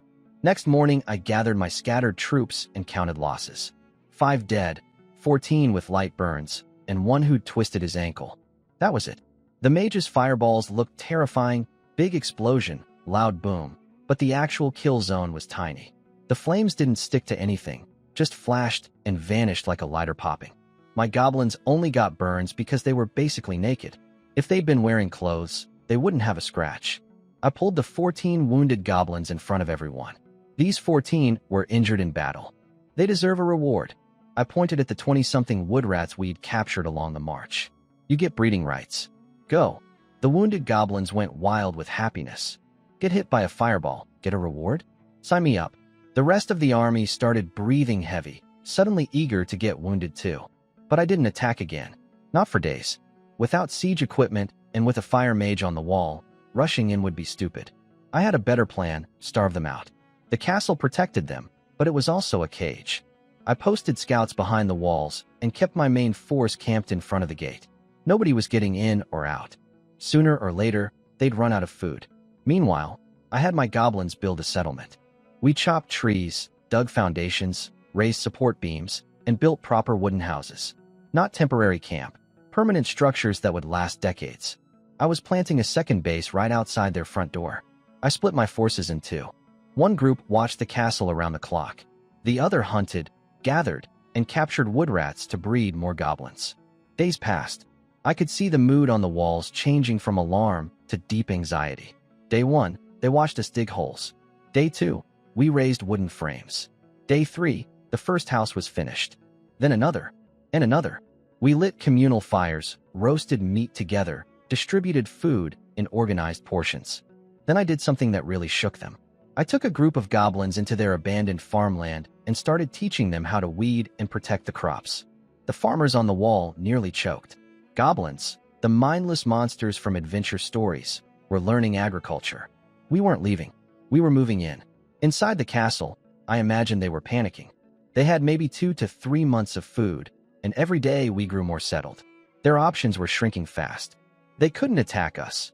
Even with all their farmers armed, they'd field 70 people against our 200 plus, and my 20 armored big goblins with crossbows were worth 3 regular soldiers each.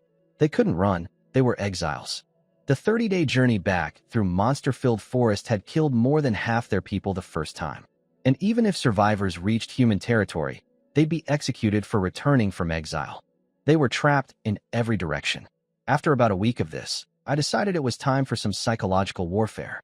I grabbed the nobleman, who I'd been keeping alive, tied a rope around him, and walked him to the castle wall like a dog on a leash. My big goblins surrounded me with crude wooden shields as bodyguards. When I saw the walls packed with people watching, I yanked the rope hard. The nobleman yelped, stumbled, and fell face first into the dirt. He looked up at the wall with tears streaming down his face. Lady Hannah, Steward Mond, Knight Leo, please save me. So he was somebody after all. They all knew his name. Interesting. The nobleman, Lance, apparently, had been my prisoner for about a week. When he first woke up and saw himself tied to a pole surrounded by goblins, he'd screamed non-stop in some language I couldn't understand. Sounded like complete gibberish to me. Since I couldn't interrogate him, I figured I'd use him as a bargaining chip. I dragged him to the castle wall on a rope like a dog, kicked the back of his knee so he dropped to the ground, and put my sword against his neck. He started crying immediately. Save me. I don't want to be eaten by goblins. Then a clear female voice rang out from the wall, in a language I could actually understand. Translation magic. Had to be the fire mage. Stop it, you filthy goblin. Don't you dare disrespect our lord. I blinked. Our lord? This scrawny kid was their leader? Oh, so he's your lord? I thought he was nobody. Thank you for telling me I caught a big fish. I let out my best villain laugh. The woman on the wall went pale, realizing she'd just given away critical information for free.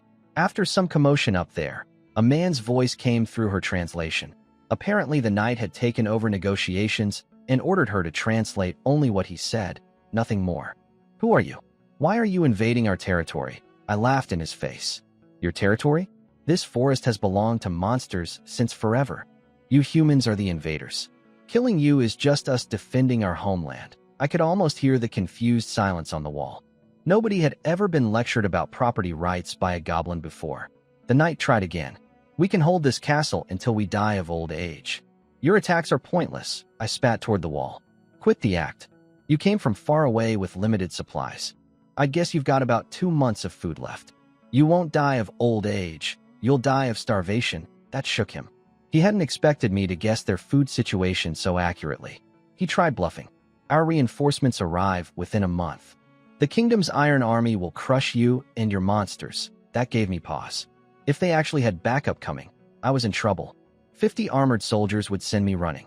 I didn't have enough intelligence to know for sure.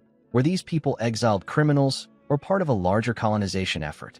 If other human castles existed in this forest, I could end up besieged myself. But bluffing works both ways.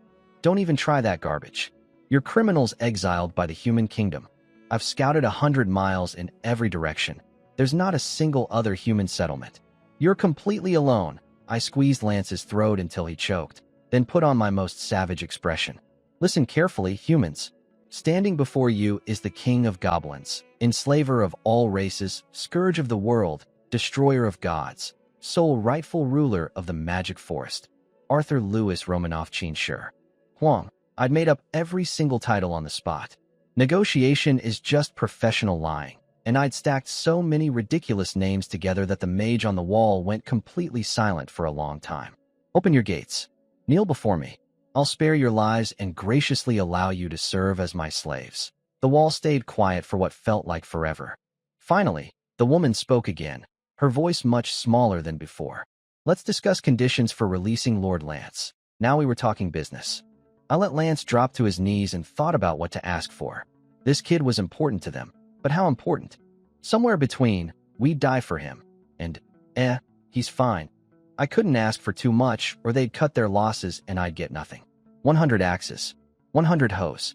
For your lord's life. Long silence from the wall. Then the woman's voice came back, firm and cold. Absolutely not. We will never provide iron tools to monsters. I kicked Lance flat on his face. You're pretty worthless, huh? Your own people won't trade 100 axes for your life. How badly did you treat them? Lance started screaming at the wall, begging them to give me whatever I wanted. The mage woman, Hannah, ignored him completely. Smart move on their part. The less they seemed to care, the lower I'd set my price. The knight was coaching her, obviously. They counter-offered with 10 bags of grain and a fancy glass cup. You think I'm a 3-year-old? A glass cup for a lord's life? Are you joking? Nothing. Total silence. I cursed at them. Still nothing. Then an idea hit me. A nasty one. I grabbed Lance, pulled him up, and smiled at him slowly. He clenched up with fear. I had my soldiers hold him down and stretch out his right arm. I drew my sword and started measuring his wrist, pretending to line up a cut. Lance went hysterical. The wall erupted in shouts. Stop. Don't hurt Lord Lance. I grinned. Relax. I won't kill him. I'll just take his hand. Then I'll let him go, free of charge. Confused silence from the wall. Then I explained the real play. After I chop off his hand, I'll release him. He'll walk back inside those walls. And then he'll find out that his loyal servants, his sworn vassals, refused to trade 100 axes for his life. Refused to save him from losing his hand. I let that sink in. How angry do you think he'll be? How much will he hate every single one of you? I honestly can't wait to see what he does to you when he gets back. That was the knife twist. This wasn't about the hand. It was about what happened after. A maimed, furious lord returning to punish the people who'd abandoned him. The knight started stammering immediately. And maybe we should just give him the tools. The young lord's safety comes first. The old butler jumped in right after. Yes. The lord's life is what matters. I'll personally select 100 of our most worn-out axes and hose right away. Funny how fast they changed their minds when their own necks were on the line. When Lance was just a prisoner, they didn't care. The moment I threatened to send him back angry, they couldn't move fast enough. The woman told me they agreed. But how do we know you'll keep your word? I slapped Lance twice across the face, knocking out a tooth. Let me be clear, you're begging me. Not the other way around. Deliver my goods right now. Take your useless lord back, or I send him home missing pieces and let him eat you alive. Iron tools started raining down from the wall. 100 axes. 100 hoes. I sent my goblins to collect them while I booted Lance in the rear with a big laugh and strolled back to the forest. Lance ran to the gate sobbing, screaming to be let in. The door cracked open just enough for him to squeeze through. Inside, the woman hugged him while he cried all over her like a giant lizard clinging to a wall. The knight immediately started taking credit for the rescue negotiations. The butler wrapped his coat around the naked, shivering lord with a big servile smile. All three of them comforted him beautifully, the picture of loyal retainers welcoming home their beloved master. But behind his back, they exchanged nervous glances. Every one of them knew exactly how close they'd come to being punished for abandoning him. And every one of them was already worried about what he might eventually remember. I didn't care about their internal drama. I had what I needed, 200 pieces of iron. The Stone Age was over. 200 pieces of iron. I couldn't stop grinning. The humans in Hardship Fort could rot for all I cared. I had one thought: build, build, build. I kept the big goblins watching the castle, but every other goblin went to work. They chopped trees, ripped out stumps, processed lumber into building materials on the spot. Every cleared patch of land got planted with potatoes we'd brought from home. Once everyone had a shelter, I moved on to charcoal. We dug a pit, filled it with wood, lit it, then sealed the whole thing with mud. Next day we cracked it open, pure black charcoal inside. With charcoal, I built a kiln. I walked along the river until I found clay deposits, then shaped the clay into pots, bowls, and cooking vessels. Pottery isn't that hard. Mold the shape, fire it hot. If the first batch cracked, I ground the failures into powder and mixed it into the next batch of clay. Success rate jumped dramatically. By the end of the day, I had a full set of cookware lined up. I gathered every goblin around. Brothers, from this day forward, we leave behind the age of raw meat and dirty water. We enter the age of cooked food. This is a small step for our tribe, but a giant leap for Goblinkind. They had no idea what I was talking about, but when I told them to light fires, fill the new clay pots with water, and throw in fresh meat and vegetables to boil, they understood that perfectly. Stew. Real stew. Rabbit, deer, carrots, onions, all simmering in proper pots. The smell was incredible. From now on, any goblin caught eating raw food or drinking unboiled water would be whipped. No exceptions. Parasites had killed more goblins than any enemy. That ended today. Meanwhile, the humans on the wall watched us in gloomy silence. We'd been here over a month now. Our settlement had grown from a camp into an actual village. Dozens of wooden houses, organized streets, cultivated farmland. What took human lords weeks of paperwork and planning, my goblins had thrown together in under a month. And the humans were suffering. They'd planned their castle to resist monster attacks, not sieges. They'd never considered someone would camp outside and wait. Their biggest problem wasn't food. They still had about 3 months of grain. It was water. They had no well, no spring inside the walls. Their entire water supply depended on the mage woman conjuring water with magic. She'd become a human water fountain, spending every waking hour casting spells and waiting for her magic to recharge. I could see the dark circles under her eyes from where I stood. That morning, the smell of our meat stew drifted up to the walls. I could practically hear their stomachs growling. No fresh vegetables, no meat, just hard black bread, day after day. The old butler apparently hadn't had a proper bowel movement in weeks. The soldiers were getting weaker. And their lord, the kid I'd returned, had locked himself in his room and refused to come out since the day he got back. Total nervous breakdown. I sent Goblin Spear to the wall. Hey, is the human female who speaks Goblin up there? My boss wants to ask you something. Henna appeared. What does your leader want? Boss says today is a historic day. Goblins crossed from one era into another. He wants to know today's date. It's going in the Goblin history books. Long, confused silence on the wall. She answered. Year 4352 of the god's calendar, April 20th. Goblin Spear stood there for several minutes memorizing the numbers. Then he held up a bag and shook it. My boss wants to trade. 1 bag of vegetables for a set of writing tools. I could see them drooling from the forest. They hadn't eaten a vegetable in who knows how long. Constipation was destroying their morale faster than my army was. They hesitated, so Goblin Spear got impatient. Yes or no? My boss, the king of goblins, enslaver of all races, scourge of the world, destroyer of gods, sole rightful ruler of the magic forest, Arthur Louis Romanoff Chin Shi Huang, hereby swears there's no poison in the vegetables. Hurry up, I'm missing lunch. The old butler tossed down his personal writing kit, parchment, quill, ink. They split the vegetables among the leadership. The common farmers got nothing. Leadership has its privileges, I suppose. Goblin Spear brought the writing set back to me and immediately ran off to eat. I spread the parchment on the ground, dipped the quill in ink, and started drawing. Blueprints for the future capital of the Goblin Empire.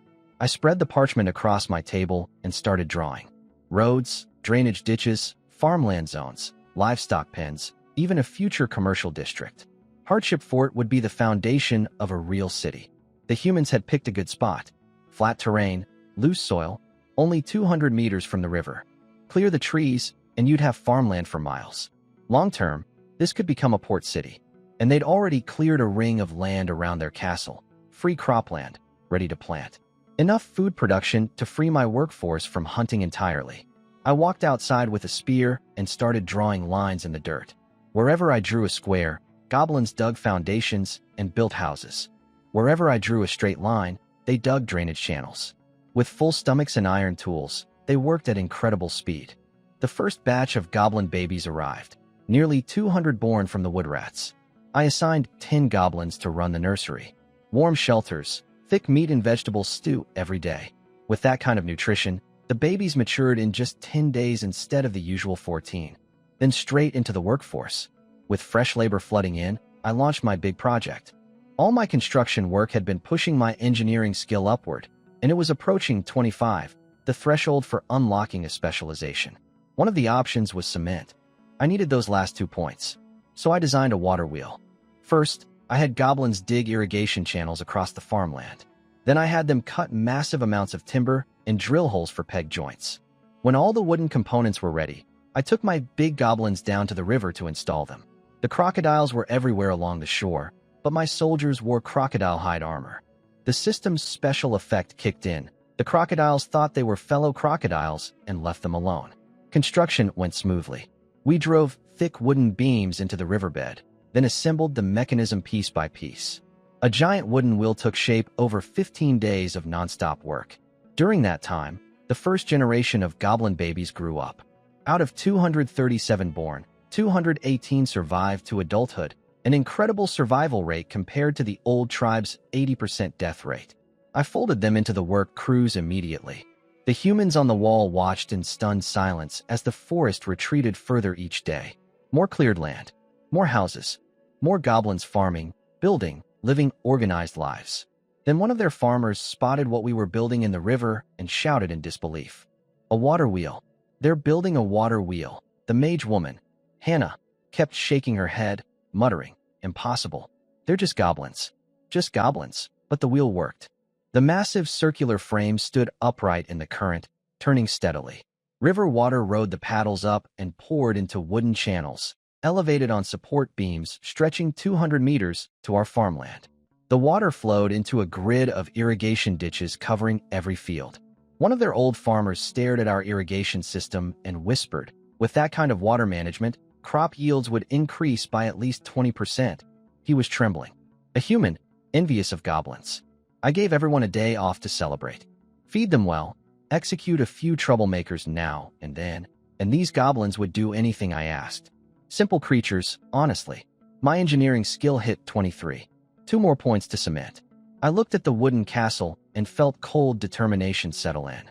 3 waves of goblin babies had been born. My population had exploded to 600. After disciplinary executions, I had about 500 usable bodies. 6 times the humans' numbers. Time to take what was already mine. I immediately started the next project, siege towers. I split my forces into 3 teams. 1 watched the castle. 1 chopped trees. 1 dug foundations. Deep holes in the ground. Tall beams hammered in. Wooden frameworks rising higher and higher using peg and joint construction. 4 towers, 1 at each corner of the castle, tall enough to shoot down into anything behind those walls. The humans could see what was happening. They watched the towers climb day after day, helpless. Their garrison was outnumbered 6 to 1. There was nothing they could do. By the time the 3rd generation of goblin babies matured, the towers were finished. 9 meters tall, higher than the castle walls, higher than their watchtower. I climbed the tallest one carrying my longbow. A fire brazier sat beside me. I picked up a special arrow, the tip wrapped in dry grass soaked in rendered animal fat and tree resin. I held it over the coals until it caught fire, burning bright. I looked down at the panicking castle one last time, drew the bow to its limit, and let the arrow fly. The fire arrow arced high across 200 meters of sky and punched into the roof of a thatched building inside the castle. The dry grass caught instantly. Within seconds, the entire roof was a column of flame. Alarm bells rang. People scrambled to put it out. But they'd been under siege for over a month. They had almost no water left. They managed to stop the fire from spreading, but that building was gone. Everyone was covered in soot, some with burns. Total chaos. And that was just 1 arrow. If I filled all 4 towers with shooters and fired together, the whole castle would become a crematorium. I sent Goblin Spear to the wall with my terms. "Your boss lady up there?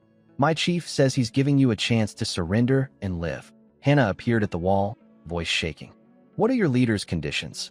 We outnumber you 6-1. We can burn this place to charcoal whenever we want. Your lives hang on our boss's mood. But he likes this castle, doesn't want to destroy it. And you humans are useful labor.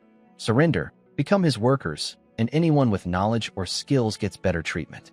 Everyone's life will be spared, she translated for the other two. The knight asked for guarantees.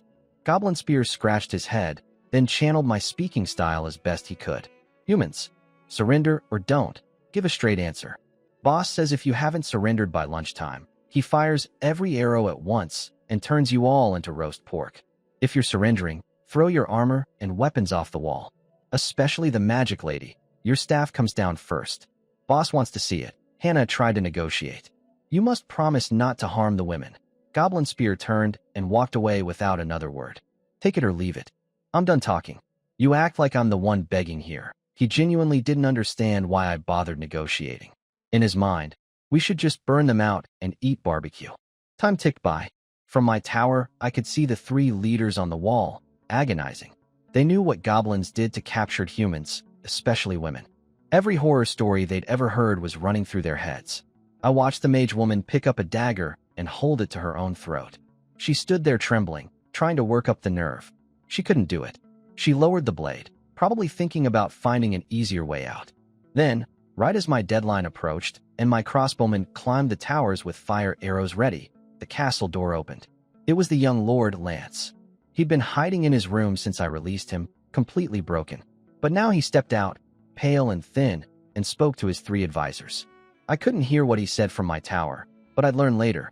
He told them something simple. When his father's coup failed, the king gave them a choice: execution or exile to the monster forest. They chose the forest, knowing it was almost certainly death, because even a tiny chance of survival was worth taking. This was the same situation. The enemy held their lives again. Surrender meant maybe living. Refusing meant definitely dying. What could be worse than death? The fight went out of all of them at once. Armor started clanking down from the walls. Swords, helmets, chainmail. Piece by piece, it rained onto the ground below. Then a wooden staff tumbled down. The mage's weapon. I smiled from my tower. Hardship Fort was mine.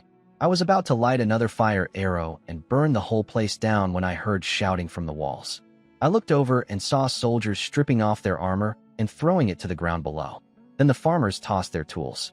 Then the mage woman, Hannah, stroked her staff one last time before dropping it over the edge. The big knight struggled out of his full-plate armor and hurled it down piece by piece. Last was his great sword. He held it for a long time before letting go. They'd surrendered. I laughed and sent Goblin Spear to collect everything. Without weapons or armor, these humans were lambs. The gate creaked open. They shuffled out, men first, then women with children huddled in the center.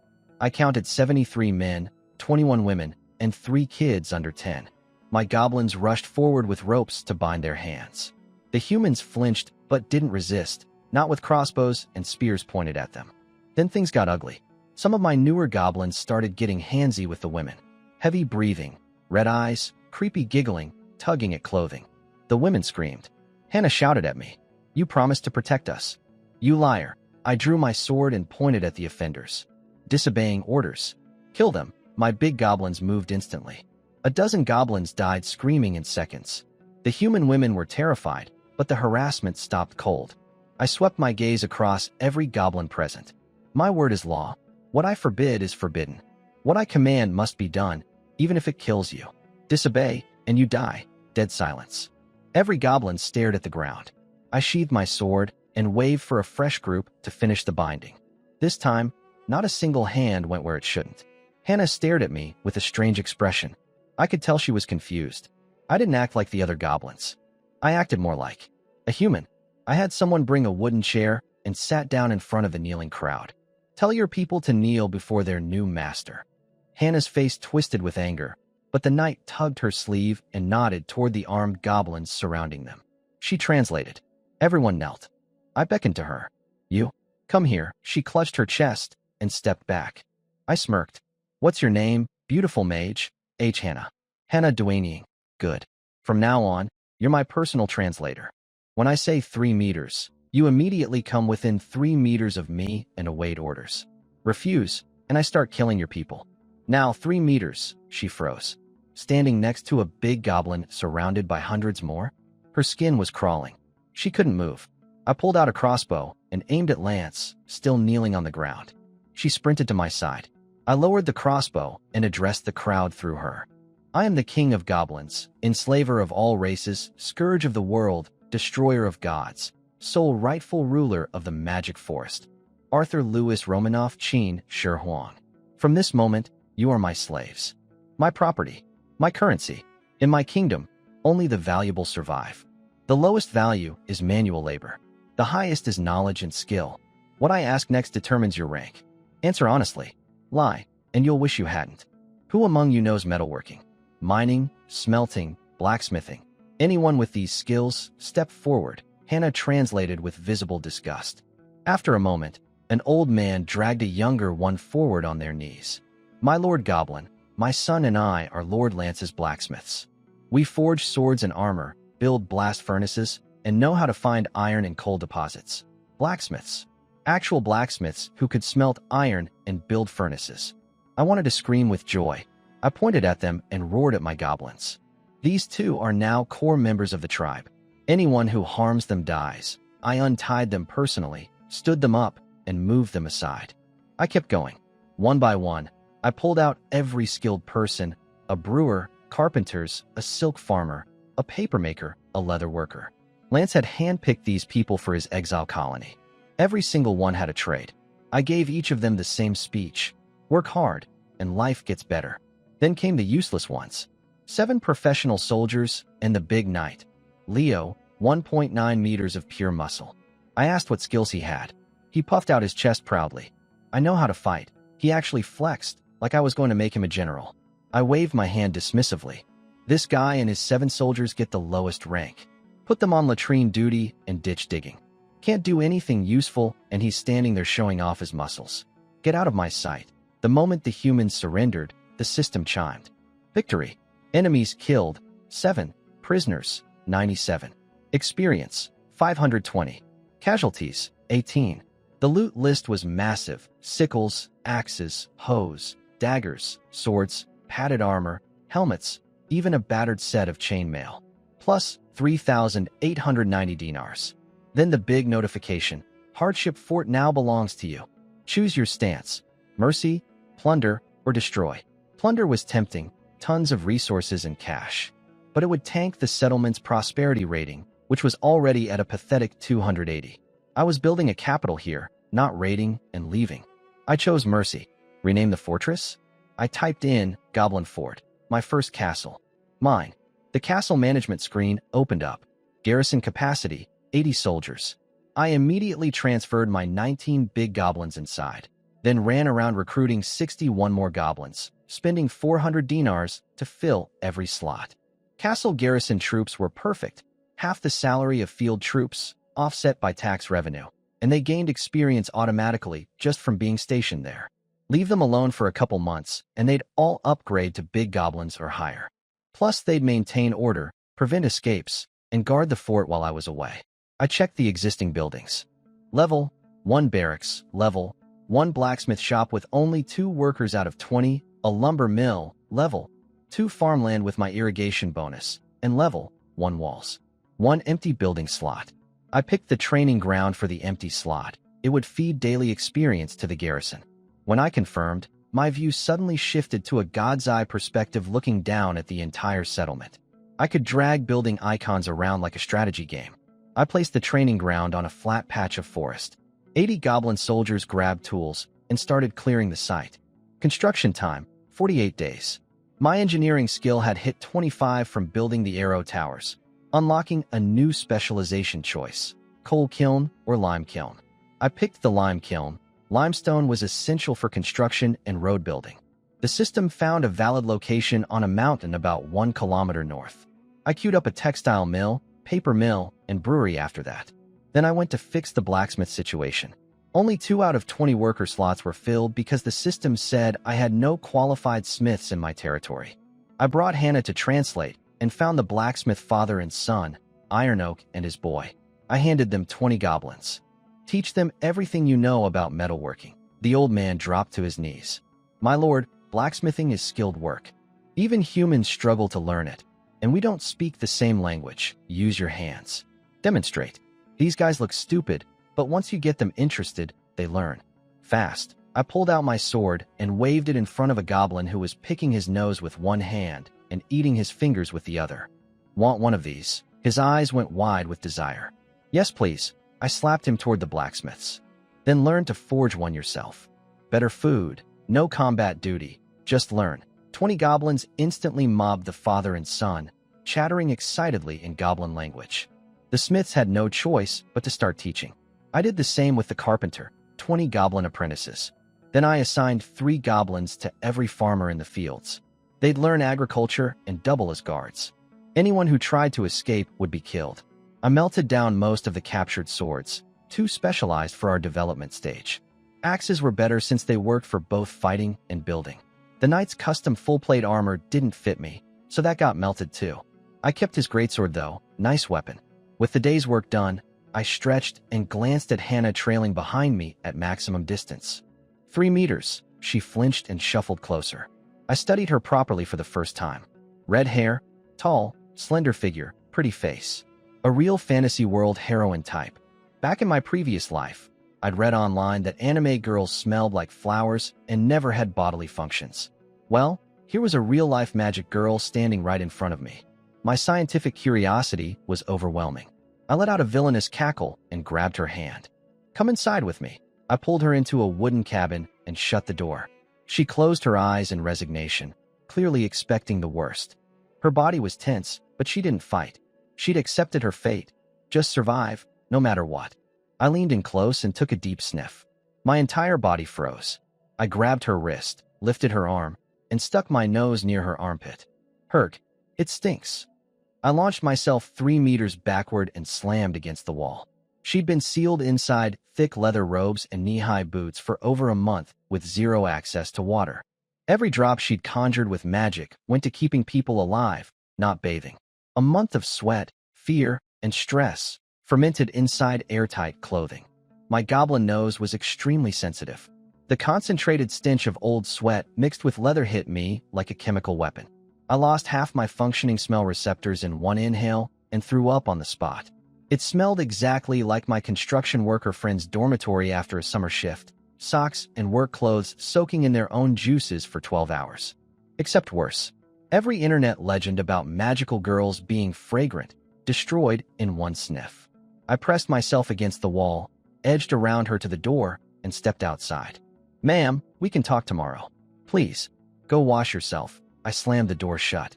From inside came a scream of pure humiliation. AHHH. Being called smelly by a goblin. The ultimate insult. But what could she do? A month without bathing would make anyone stink. Even a pretty mage girl. Especially a pretty mage girl sealed in leather armor in a forest with no running water. The internet lied. They all lied. Before dawn the next morning, I climbed the castle wall and shouted into the fortress below. 3 meters. My voice echoed through the settlement. Doors and windows cracked open as confused humans peeked out.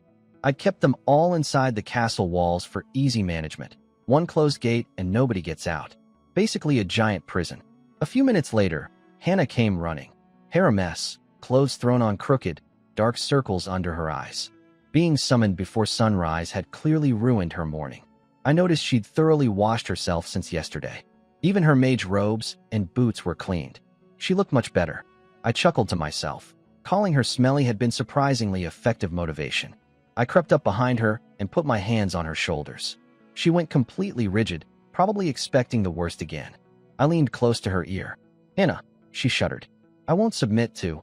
Wait. What? Teach me magic. She blinked several times, totally lost. You? Want to learn magic? She explained how it worked. Magic was ambient energy scattered through the air.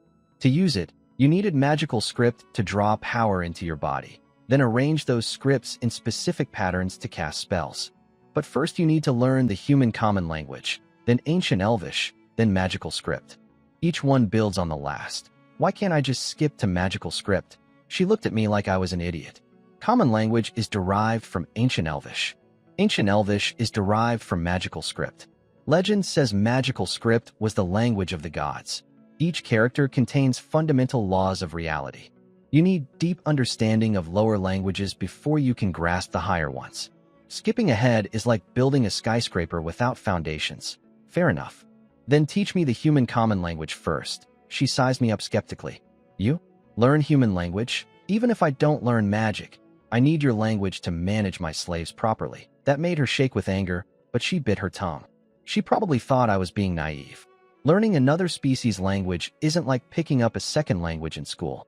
Different biology, different life experience, completely different linguistic structures. It's enormously difficult, but I wasn't worried.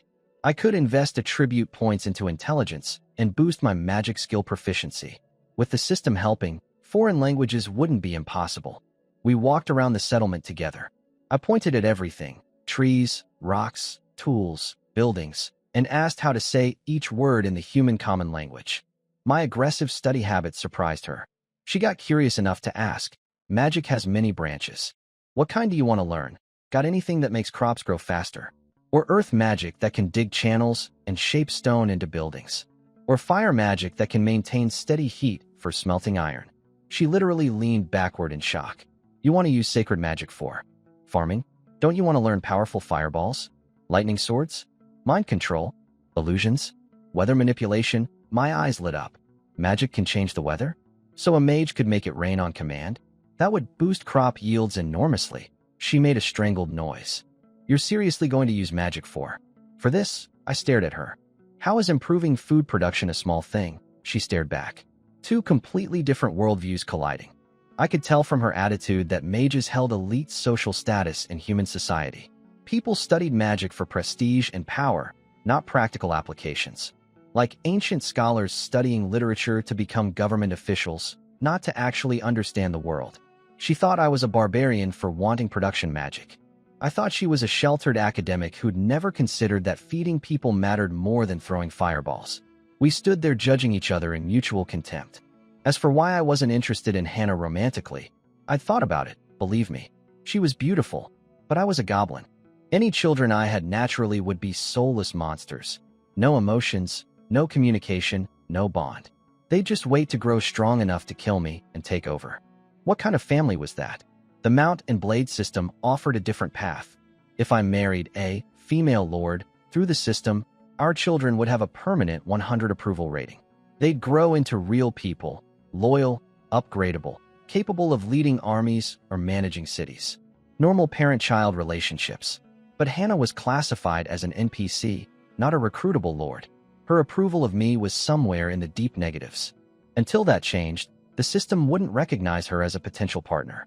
So for now, strictly professional. Teach me your language, teach me your magic, and please keep bathing regularly. I threw myself into learning the human common language. Hannah was my full-time teacher whether she liked it or not, and I forced myself to practice speaking it every day, stumbling over words like a toddler. It was torture, the most boring thing I'd ever done. Anyone who says they love studying is a traitor to goblin kind. But I pushed through because something gnawed at me, a gut feeling that danger was creeping closer. If I didn't get stronger fast, I'd end up as someone else's dinner. After 2 weeks, another wave of goblin babies was born. Population hit 800. I immediately ordered a stop to all breeding. Food pressure was building. We needed the newly cleared farmland planted with potatoes first. Once the granaries were full, we could expand again. Relations between goblins and humans had actually stabilized. The humans were shocked to discover they weren't being eaten or assaulted. My goblins showed remarkable restraint, mainly because the ones who didn't were executed and hung from trees as warnings to the newer generation. But Goblin Fort wasn't going to see any major breakthroughs soon. I decided to head back to the original tribe and check on things. I wanted to bring human farmers and crop seeds to develop both settlements simultaneously. Never put all your eggs in one basket. If Goblin Fort got destroyed, at least the original tribe could carry on.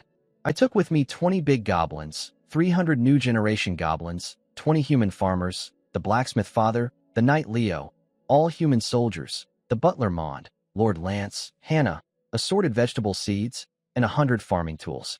Basically, everyone dangerous traveled with me. Only harmless farmers stayed behind. I pulled Goblin Big aside before leaving. You're in charge of Goblin Fort while I'm gone. He panicked. Boss, I can't handle this. Take me with you. I told him the 80 system soldiers in the garrison would follow his orders. If humans tried to escape, kill them. If new generation goblins caused trouble, execute every third one. Just keep farming the land I'd marked out, run military drills when possible, and hold the fort. I'd be back soon. 100 strips of jerky as his reward. With 80 loyal system soldiers and 800 goblins against a handful of unarmed humans, the fort was safe from anything short of a professional army. Hannah kept looking back as we marched away, worried about the women left behind. I told her they were skilled textile workers, high-value assets I'd never let anyone damage. She asked if my goblins would really obey my orders in my absence. As long as nobody runs, nobody gets hurt. Guaranteed. We marched until dusk, then made camp. I called Hannah over to cook dinner, fresh crocodile meat and vegetables in a ceramic pot. She'd replaced me as camp chef. I wasn't trusting goblin hygiene with my food. After eating, I crashed by the fire on a cloth spread. Hannah curled up in a corner. Hours later, deep in the night, I crouched next to her sleeping face. 3 meters. Her eyes snapped open to find my green face inches away. She almost screamed. I clamped my hand over her mouth. Quiet. Follow me. I grabbed the knight's greatsword, a ridiculous 8-kilogram two-handed monster, and led her to the edge of camp. I'd posted 4 guard stations around the perimeter, and I wanted to check if my goblins were actually doing their jobs. The first station, 2 goblins, both fast asleep on the ground. I lost it, slapped them both awake, and roared for the entire camp to assemble. Everyone scrambled out with weapons, thinking we were under attack.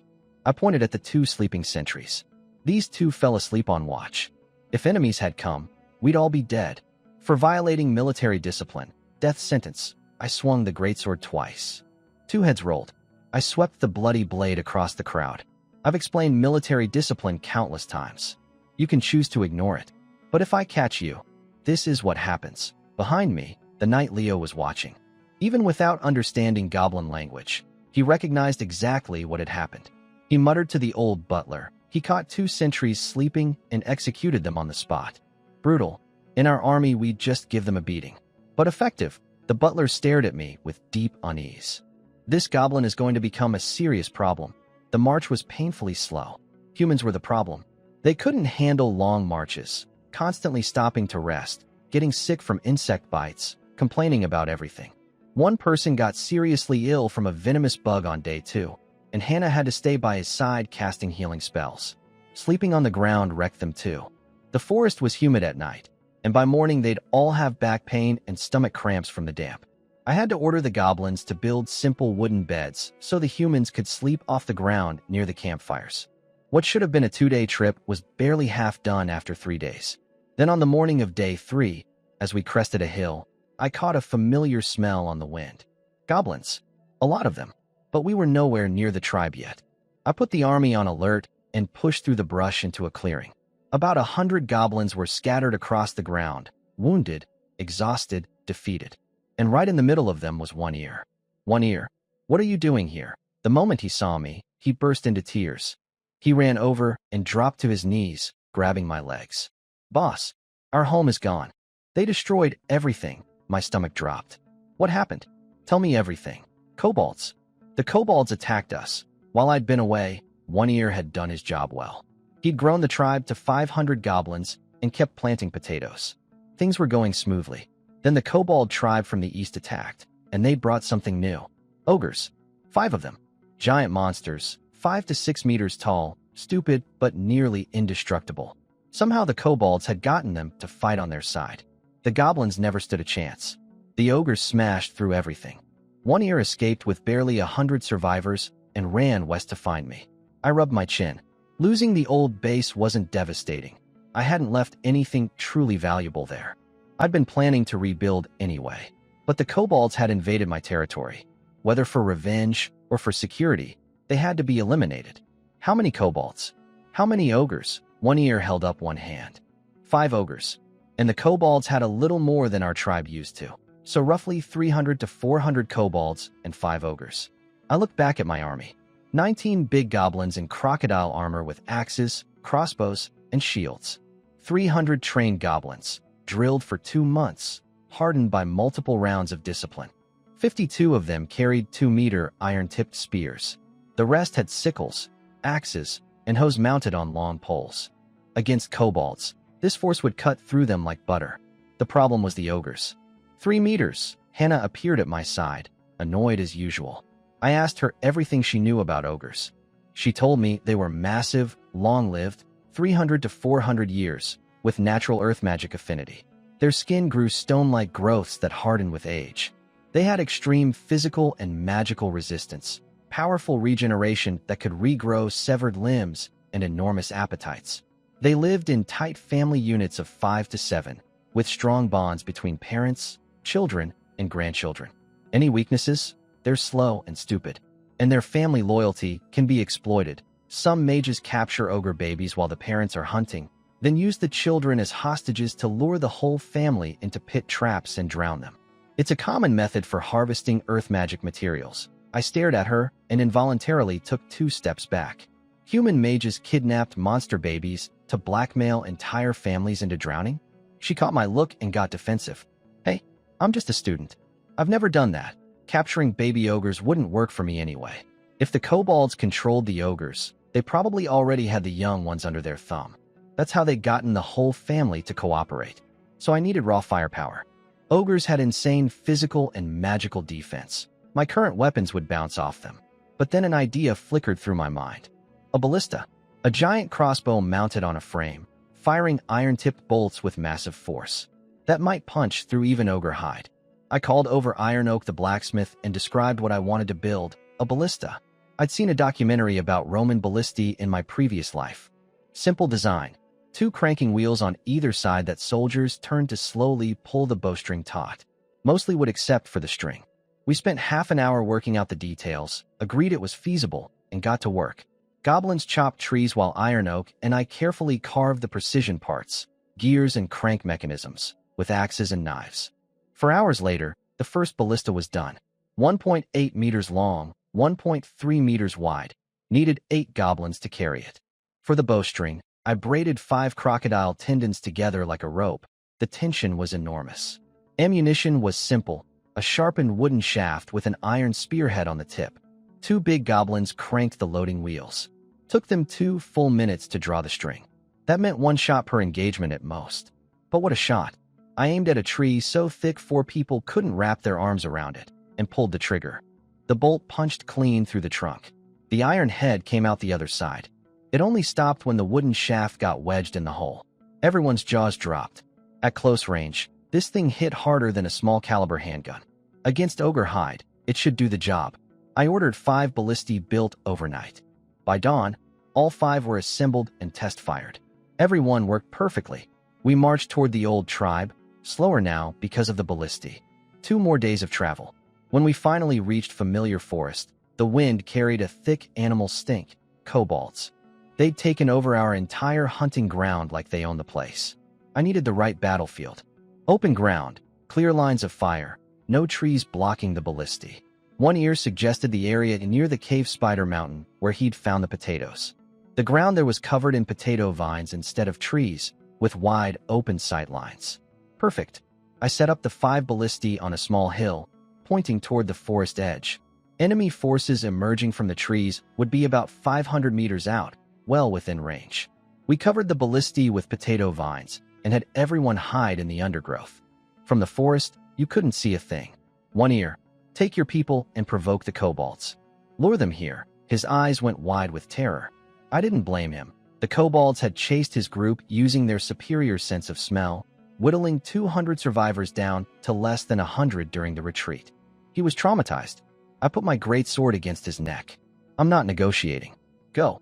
Now. He straightened up fast. I softened the deal. Pull this off and you get 100 strips of jerky and 2 personal wood rats. His own breeding partners? His fear evaporated instantly. Boss.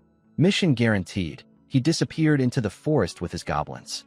I lay down in the potato vines and waited, chewing on a blade of grass. The soil here was strangely black.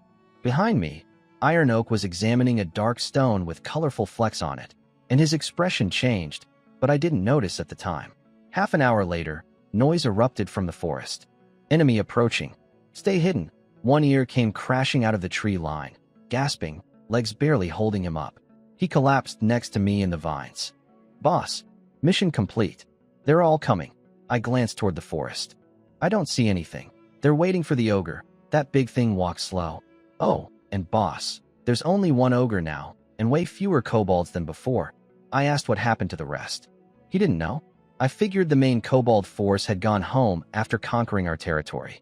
They'd left a small garrison with one ogre to hold the area. That was plenty to control the hunting grounds against scattered goblin survivors. But against me, with 5 ballistae, that was a gift. I ordered One Ear to take his people 50 steps forward and stand in a line. Visible bait. What? I slapped him. Do it. He lined up his goblins. Minutes later, the kobolds arrived. First came the ogre, shoving aside small trees like weeds. 5 meters tall, carrying a massive wooden club. Its skin was covered in cracked, stone-like growths. Natural armor that looked incredibly hard. Behind it swarmed about 100 kobolds. Some naked, some in rough animal skins, all carrying stone weapons. Disorganized, chaotic, but they had numbers. They'd entered the Stone Age, and they had a giant backing them up. No wonder they'd crushed One Ear's tribe. The kobolds had a shaman, taller than the rest at 1.6 meters, covered in bone decorations and animal skins, carrying a cattlebone staff. He looked at One Ear's 100 goblins standing in a line on the hillside and laughed. To him, goblins were pathetic creatures with nothing that could challenge kobold claws, teeth, and an ogre's slave. He sniffed the air. Something unfamiliar, a scent he'd never encountered before. My humans. But in the magic forest, sweet-smelling creatures usually meant weak and tasty. He dismissed it. He waved his staff forward. Kill them. Turn them into food. The kobolds started barking. One cracked a thorn whip against the ogre's backside. The ogre roared in humiliation but obeyed, trudging forward with heavy steps. I could see it on his face, pure shame. He wasn't fighting because he wanted to. His children were hostages. I watched him lumber closer. 200 meters. 150 meters. Close enough. Fire. I ripped the potato vines off my ballista, aimed at the ogre's belly, and pulled the trigger. The bolt flew like a missile and punched into his gut. The iron head tore through that stone-like skin and sank half a meter deep. The ogre let out an earth-shaking scream and grabbed at the shaft in confusion. Then the other 4 ballistae fired. 2 bolts went wide and skewered kobolds like kebabs. The other 2 hit, one in the chest, one in the shoulder. The ogre vomited a fountain of blood. The chest bolt had punctured his lung. He collapsed to his knees, struggling to breathe. The kobolds panicked. Their invincible giant was bleeding. Before they could process what happened, my big goblins opened fire with crossbows from the hillside. Then I gave the order. Charge. Kill them all. This is your chance for glory. 300 goblins erupted from the potato vines and poured downhill screaming. The slope gave them momentum. The front line of iron spear goblins crashed into the kobold formation and skewered a dozen on first contact. Behind them came goblins swinging hoes, sickles, and axes on long poles. Less lethal, but overwhelming in numbers. Without the ogre, outnumbered 3 to 1 and hit with a crossbow volley, the kobolds started breaking. Then the shaman acted. He raised his staff, chanted something ugly, and started jumping around like he was performing some kind of ritual dance. 10 seconds later, he slammed the staff into the ground and howled. Every kobold who heard it went berserk. Eyes turned red, breathing went ragged. They threw themselves at my goblins with claws and teeth, ripping and biting like rabid animals. One frenzied kobold could tear a goblin apart in seconds. The line stabilized. Berserker magic. Nasty stuff. The shaman looked up at my hillside position and spotted my big goblins cranking the ballista wheels for a reload. He understood immediately. He couldn't let those weapons fire again. He started another ritual, darker this time. Purple-black energy swirled around his bone staff, condensing into a dense ball. He pointed at the wounded ogre, and the energy shot into its body. The ogre's eyes flooded with purple-black mist. Whatever the shaman showed him, an illusion of his family being slaughtered, the killers being the little green things on the hill, it worked. The ogre exploded with rage. A roar so loud it shook my chest. He ignored the bolts in his body, stood up, and charged straight at my position. Each footstep shook the ground like a drum. Kobolds and goblins alike were trampled under his massive feet as he barreled through the melee. I glanced at the ballistae. My big goblins were cranking as fast as they could, but they weren't going to make it in time. I grabbed my bow and shot at his eyes. Missed. Shot again. Missed. He was almost on top of me. I dropped the bow, pulled the great sword off my back, and planted my feet. The ogre swung his tree trunk club straight down at my head. I threw myself left. The club cratered the earth where I'd been standing, spraying black soil everywhere. I scrambled up during his recovery frames and swung the great sword with everything I had into his massive waist. I swung the great sword into the ogre's waist with everything I had. The blade hit like iron striking stone, a horrible screeching sound, and left nothing but a faint white scratch on his skin. He swept his club sideways at me. I rolled to the side easily. For all his terrifying power, his attacks were slow and telegraphed. I could dodge him all day. I just needed to buy one more minute for the ballisti to reload. What I didn't see was the shaman behind me. He'd been watching me tie up his ogre and spotted the ballisti crews cranking the wheels. He knew he couldn't let those weapons fire again. So he started another ritual, jumping and chanting, gathering purple-black energy on his bone staff. He pointed it at me and fired. The energy slammed into my back. My crocodile armor blocked maybe 30%. The rest flooded into my body. My eyes turned purple-black and I froze where I stood. A vision filled my mind. I saw my goblin empire. Millions of goblins, cities, armies, everything I'd built grown to an unimaginable scale. Then humans, elves, dwarves, and dragons attacked from every direction simultaneously. Months of war, and my empire crumbled. I stood on the highest tower of my capital, holding a broken sword, watching every race slaughter my people. A red dragon flew overhead and bathed me in fire. Helplessness, rage, despair. I couldn't move, couldn't think. Just stood there paralyzed while the ogre raised his club over my head. Then something cool and blue washed through me. The purple fog shattered. My eyes cleared. The vision vanished. I snapped back to reality just in time to see the club descending toward my skull. Pure terror. I threw myself sideways. The club grazed my body and cratered the earth inches away. I looked back. "Watch out for his fear magic," she shouted. Fear magic. That vision of my empire burning had felt absolutely real. My hands were still shaking. If Hannah hadn't intervened, I'd be paced right now. I repositioned so the shaman was no longer behind me. Now I could watch both enemies at once. The ogre in front, the shaman in my peripheral vision.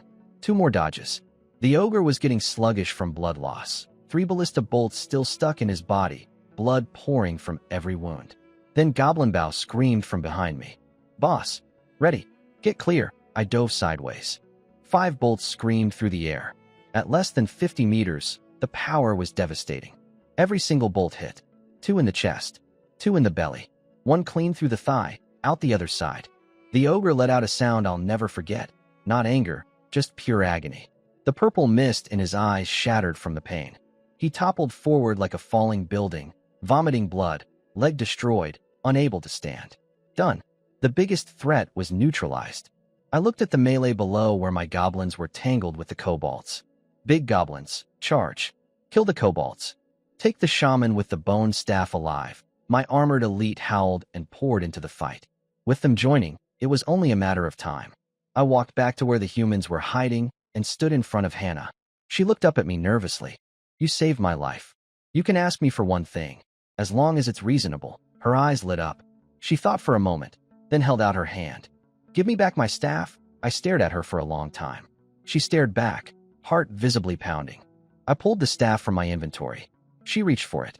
I pulled it back. "Hannah, with this staff, you won't attack me from behind, will you?" She huffed. A noble mage would never stoop to backstabbing. I handed it over. "I hope so, Hannah. You really don't want to find out how I treat traitors." The battle ended fast after the ogre went down. The kobolds burned through their berserker energy and had nothing left. My goblins surrounded them with spears and long-handled weapons, and it was over. Victory. Enemies killed, 57. Prisoners, 21. Experience, 560. Dinars, 1,780. Level 1113. Attribute points 2, skill points 2. I put both attribute points into intelligence and both skill points into engineering. Development was my priority now. My running proficiency had hit 28, unlocking a new choice. 5% movement speed boost for me and my troops, or slightly better health. I picked speed. Mobility wins wars in any era. I checked my updated stat sheet. 2 new titles had appeared. Bloody Tyrant. From all the executions, goblins feared me more, increasing obedience. Fair rewards and punishments. Goblins now dreamed about earning merit even in their sleep. Both useful. Then I looked at the kobold shaman, pinned to the ground by 2 big goblins, still snarling and snapping like a rabid dog. I picked up a broken spear shaft and cracked him across the skull 3 times until his eyes went glassy. I opened the prisoner panel and froze. This guy wasn't a regular unit. He was an NPC, a recruitable companion. I'd been stuck on a system quest for ages. Recruit 1 companion to upgrade my clan level from 0 to 1. Higher clan level meant doubling my troop capacity from 20 to 40. I had the dinars and reputation already. I just needed an NPC.